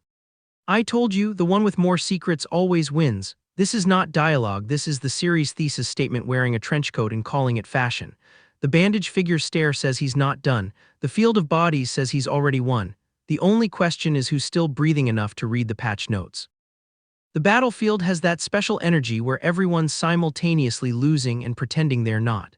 Some furious commander is screaming about crushing skulls if anyone retreats, which is technically a motivational speech, but reads more like a threat to his own side. Someone's getting run through with a sword in the kind of agony that makes you grateful for your office job. Then we cut to an older swordsman screaming, while a younger man in blue holds a limp figure by the neck like he's checking a watermelon for ripeness. Two men shout "an enemy," with the exact conviction of people who just realized the tutorial boss was not, in fact, the final boss. Meanwhile, our bandaged protagonist lunges forward, cutting down background extras like they are on a speed run timer. Magical barriers light underpowered the forest with that "you are not supposed to be here" energy. A masked ninja crouches with a chained weapon, probably wondering why he didn't pick a less competitive career. Then someone speaks from the shadows about not being far from the next level, which is the most gamer thing anyone has said during active skill genocide. The survivors are gathered like a support group for people whose wedding invitations explicitly did not mention demonic invasion. A monstrous figure with teeth like a dental nightmare says yeah. An older man realizes they're being herded toward the peak, which is the martial arts equivalent of the elevators going underpowered, but only to the roof. Danri Chinwoo with that splendid white beard calls out for great hero Tang, and the desperation in his voice has main quest non-player character about to give you the real objective energy. Someone shouts that you have to come see this, which in horror movie logic means absolutely do not come see this. Then they find the cliff, and the collective realization hits that this mountain only has one exit, the hard way down. An elderly man is having the absolute worst wedding guest experience in recorded history, sobbing that he only came to celebrate. Another guy screams that we're all going to die with the enthusiasm of someone who has accepted his Yelp review will be 1 star and very detailed. Then the monster shows underpowered. Glowing white eyes in darkness, fanged maw opening like a cave you don't walk into, someone screaming "shut your mouths," which is not the recommended coping strategy. A single green eye stares with the intensity of a Discord moderator who just found your message history.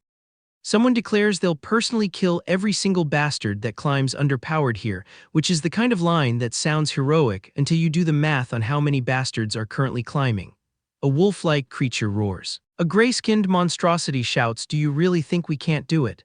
And honestly, looking at the party composition versus the enemy roster, the answer is leaning toward no. A desperate voice shouts that they were attacked too, they're running for their lives just like everyone else. The Stronghold leader's men turned on them, which is the classic we're on the same side plea that historically works 0% of the time in Murim. The betrayal energy is so thick you could spread it on toast. Someone sees the chaos as their chance to break siege and get back down, which is optimistic math given the current kill-death ratio. A spiky-haired figure with glasses shouts, "Get out of my way if you don't want to die," with the confidence of someone who has definitely calculated his own survival odds and found them acceptable. Then he screams, "Are you?" at someone who is very much in his way. An old man with a thick beard goes, "Ah, just ah," the single syllable of someone who has connected several dots and wishes he hadn't.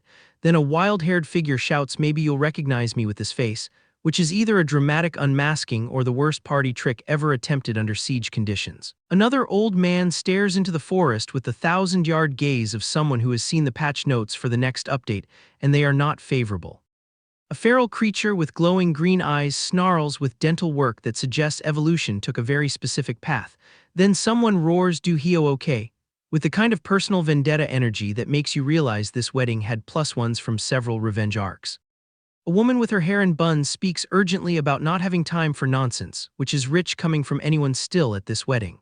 Another woman glares forward with blood on her face and the determination of someone who has already accepted she's not making the afterparty. An enraged elder bares his teeth. Then a shadowy figure mentions that piece of trash you were lugging around, and the disrespect is so casual it's almost impressive. And the final panel gives us a close underpowered of an eye glowing with pale, eerie light against scarred skin, which is the visual equivalent of "to be continued" in a font called Trauma. The mountain clearing's gone quiet, which in this series never means the danger's past. A masked figure watches from the shadows, running the math on who just slaughtered their own allies to get here.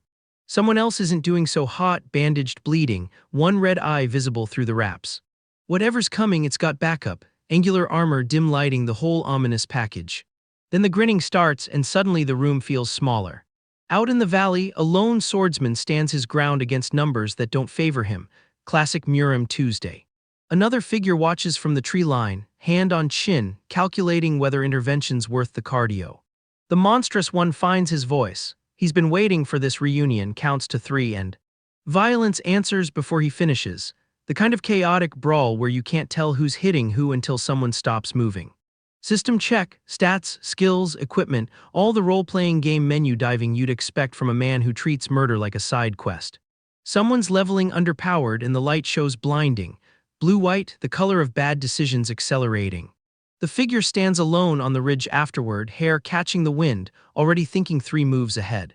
Down below, the survivors piece together what happened, suicide or something more methodical. 5 cloak shapes close in on the fallen. No heroes here, just vultures who timed their arrival. Dang-o, brown cloak, eyes like winter, touches his hair and grimaces. Something about this setup tastes wrong.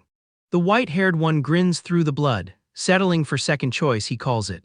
The group recognizes him, young Master Du. The name lands like a bad omen. They walk through the rocks in silence, which in this company means someone's already planning to betray someone else. The young woman breaks first, tears, shock, the full emotional collapse that the rest of them filed away years ago. Dang-o watches, empty as ever. The moonlight catches his eyes, that eerie clarity that sees through every lie. Namgung Hai, pale blue silk, night sky eyes, the crafted beauty that makes men stupid, drops the sarcasm like a blade. Panic spreads, an elder screams to fall back, 2 younger women behind him frozen in the doorway. The grinning man with the top knot raises his hand, giving orders like this is his stage and everyone else is backup dancers. His people advance through the dark forest, weapons out, hunting for Tang Wu. Someone tries to push through, gets blocked, the crowd's turning and not in their favor. White hair, dark robe, voice like gravel on bone, he told them to move. The pale one watches from the trees, smiling like he's already won. Another one, he says, like collecting corpses is a hobby. Close underpowered on the elder's eye, wide, unblinking, the moment before recognition becomes terror. Claws in the dark, blood spray, the kind of close-quarters work that doesn't leave witnesses. Someone looks underpowered from the carnage, finally understanding the weight class they are in. A young woman peers from the shadows, afraid to breathe, afraid to be seen breathing. Hui Young, the silver-naked demon himself, muscular and blood-stained and grinning like it's his birthday, throws his arms wide. The gift, he calls it, the body on the ground suggests his wrapping paper is murder. Two survivors look underpowered at a silhouette that blocks out the storm. Whatever's standing there, it's not answering to human rules anymore. The face in the darkness, monstrous, glowing, the kind of thing that makes you rethink your career choices. A woman in green lunges, too late. The kneeling man reaches for what's already gone. Birds scatter, the smart ones always leave before the second act. Claws reach from shadow, voice breaking on the word grand, before the wet sounds take over. The figure in the rain holds what remains, bowed under the weight of it, no audience for this grief. Someone's laughing in the downpour, broken and breathless, the kind of laugh that doesn't reach any eyes. The rib-exposed horror with the disheveled hair finds his spotlight. Top beauty of Manhwa, he mocks, clutching her dead grandfather and crying, he's so glad he brought a gift. The pale-haired one turns his grin on the survivors. You too, he says, like offering seats at a concert. A hooded figure watches from the ridge, senses something wrong in the air. The twins, same face, same white hair, same dawning realization that they are not the main characters here, look underpowered at the vibe shift. The blood-soaked one speaks into the quiet, am I the only one turned on, no takers, awkward. The warrior with the top knot snaps, calls him crazy, says this thing isn't even human, accurate if late. The pale one screams back, disbelief raw in his throat, they crushed the Namgung clan and now this. The maw opens wide, all teeth and hunger, no negotiation in the architecture. A young woman with short dark hair counts in the silence, two she says like keeping score. The laugh again, claiming wives for the collection, the kind of entitlement that gets you killed in better stories. Silence on the cliff edge, 5 figures, 1 light, no good options left. Green energy erupts, swirling, wrong-colored, the kind of kai that doesn't come from orthodox cultivation. The shadow lunges through the vortex, all tendrils and momentum, grabbing what it wants. The young woman reaches for her grandfather as the pull takes her. Grandpa, the last word before the dark. The cloaked figure with the spiky hair casts wide, green light, throwing opponents like ragdolls across the mountain. The monstrous voice speaks of limbs, of taking, of the economy of violence that runs this world. The elder reaches, glowing hand extended, pleading for 2 lives above his own. The survival of you two is the most important thing to me. Someone screams Tang Wu's name, demanding to know what he's doing. The answer's in the green light if they could read it. The maw roars, all appetite, no mercy. Survive, the last word before the light takes everything, the kind of imperative that echoes longer than the speaker. A blade of pure light cuts the darkness, clean and final, the kind of strike that ends arguments. The ground erupts, shadow and spike in wrong geometry as something small descends from above. The silhouette with the glowing yellow eye rises from the wreckage, green energy still clinging like smoke. A young man with spiky hair stares underpowered at them, wide-eyed, preparing for a fight he's already losing in his head. Someone still standing in the green haze, which is more than can be said for the architecture. The demonic figure with the spiky silhouette doesn't do subtle, lunges first, asks questions never. A symbol hangs in the air like a bad omen, the kind of sigil that comes with terms and conditions no one reads.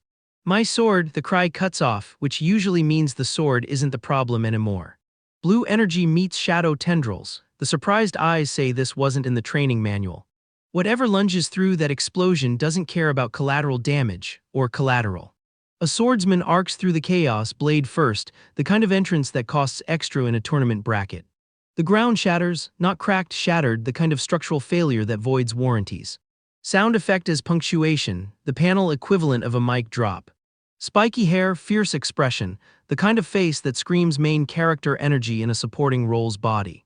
Rain and shadow, the cloaked figure doesn't move, which is somehow worse than if they did. Abstract impact, the artist said let them feel it in their teeth and committed. Poison arts, shouted like a flex, delivered like a threat. Green energy erupts because of course it does. The internal monologue catches underpowered. Someone thought the 2 accompanying fighters would limit the poison. Optimistic. Eyes half hidden, full focus. The kind of stare that calculates exit routes while pretending to engage. Long hair turns away from the blast, robed figures with swords in the background, realizing they're not the main event. Attack the soul-hunting poisonous palm, screamed like it might work, received like it definitely won't. Two gruff swordsmen, one shadow army. The math doesn't favor the gruff. Kill him, the kind of order that sounds simple until you see what him is doing to the landscape. Sound effect is wallpaper, the panel's entire personality. A horde emerges from green mist. The swordsman prepares to defend, which is one word for reconsider life choices. Sharp green lines in the dark. Movement or impact, the distinction doesn't matter to whoever's on the receiving end. Another sound effect swallowing the frame, the artist's let me cook moment. Swarm attacks monster in a green vortex. Everyone's the hero of their own story until the vortex disagrees. Grass against white, the panel equivalent of a breath before the drop. Poison exclaimed at the water, which is fair, the swamp didn't label itself.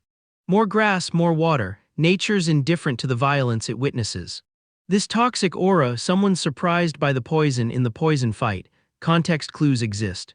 Vines hang like stage curtains, the next act's about to start whether the audience is ready or not. Block it, shouted at the lunging monster with glowing green eyes, the optimism is almost touching. Jagged green blasts across shadow, the color palette says toxic, the geometry says run. Blinding green light erupts, somewhere a toxicity meter just gave underpowered. Dark forest, gnarled trees, the setting for a horror story or a cultivation breakthrough, no difference in this genre. Three warriors in moonlight, one kneeling, two standing, all calculating. A lone figure hunched in desolation. The posture says defeat or transformation, and this series doesn't do defeat. Shadow in darkness, faint light on clothing, the visual equivalent of a held breath. Ponytail in the forest, looking left, the direction of the threat or the escape route or both. Glowing white eyes, sharp teeth, guttural sounds, the transformation sequence nobody asked for but everyone expected.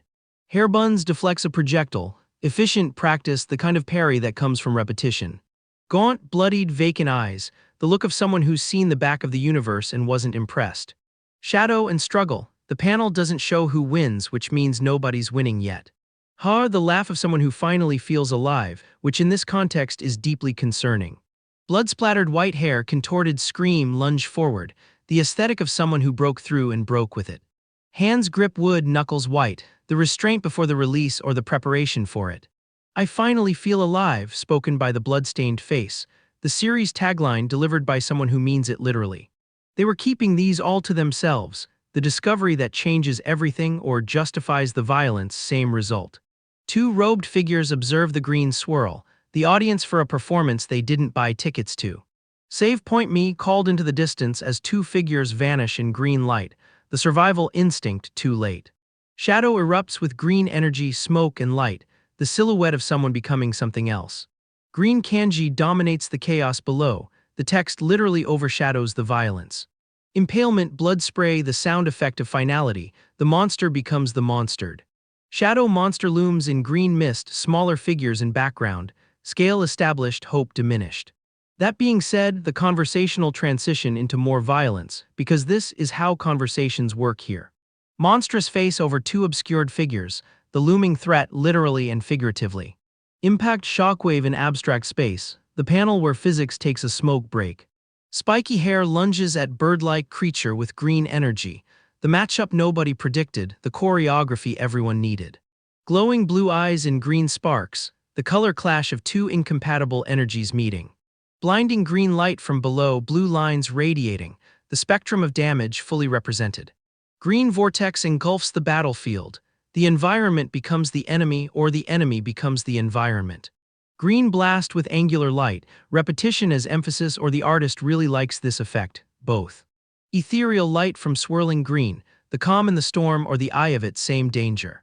White light obscures green source, the overexposure of power too bright to process. I broke through, the realization that arrives with terror because breakthroughs here don't come gentle. Wild eyes, sharp teeth, blood drip lunge, the face of someone who broke through and kept breaking. Dark energy vortex radiates outward, the aftermath of breakthrough still breaking. Dark armor, distinctive hair, energy blast in storm, the warrior who arrives fashionably late to their own power spike. Spiky hair with blue overlay, the system notification or the aura manifestation or both. Wide terrified eyes, bloodied face, blade approaching, the moment before the math becomes final. White number 7 on scratched shadow, the countdown or the level or the rating, all bad news. Blue outlined silhouette in striated dark, the figure between states neither defeated nor ascended. Fist with bullet punching forward, the anachronism that shouldn't work but absolutely does. Where do you think you're going? Not a question, a sentence, pronounced with the authority of someone who already knows. Dark energy hand gestures forward, green magic at mountain's edge, the casual casting of world-ending technique. Green energy toward golden flower artifact, the clash of poison and purity, the series' central tension made visual. Cavernous dark with scattered lights, cloak form dominant, the stage set for revelation or final confrontation. Angular speed lines on streaked dark, the panel of pure motion, direction unspecified. Explosion, blinding light, falling figure, the cost of breakthrough paid in real time. Golden characters on blurred debris, the text that survives the blast because narrative priority. Stop hiding behind your cowardly hidden weapons and fight me like a man. Tang Wu, the challenge to Dang O, delivered by someone who will regret the specifics. Small spiky object in purple vortex, the seed of something worse or the core of something better. Spectral hand from dark energy, sardonic question.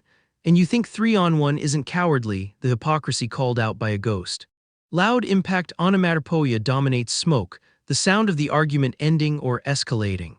Metallic projectiles through starry void, the ranged option deployed by someone who learned distance matters. Glowing flowers and crescent shapes on dark, the decorative panel moment of beauty before more breaking. Explosions in chaotic environment, bright flashes, the continuation of a theme, nothing stays standing. More explosions, more onomatopoeia, the artist's commitment to excess as aesthetic. Cloaked figure leaps through explosion, dodging debris, the survivor's instinct honed to reflex.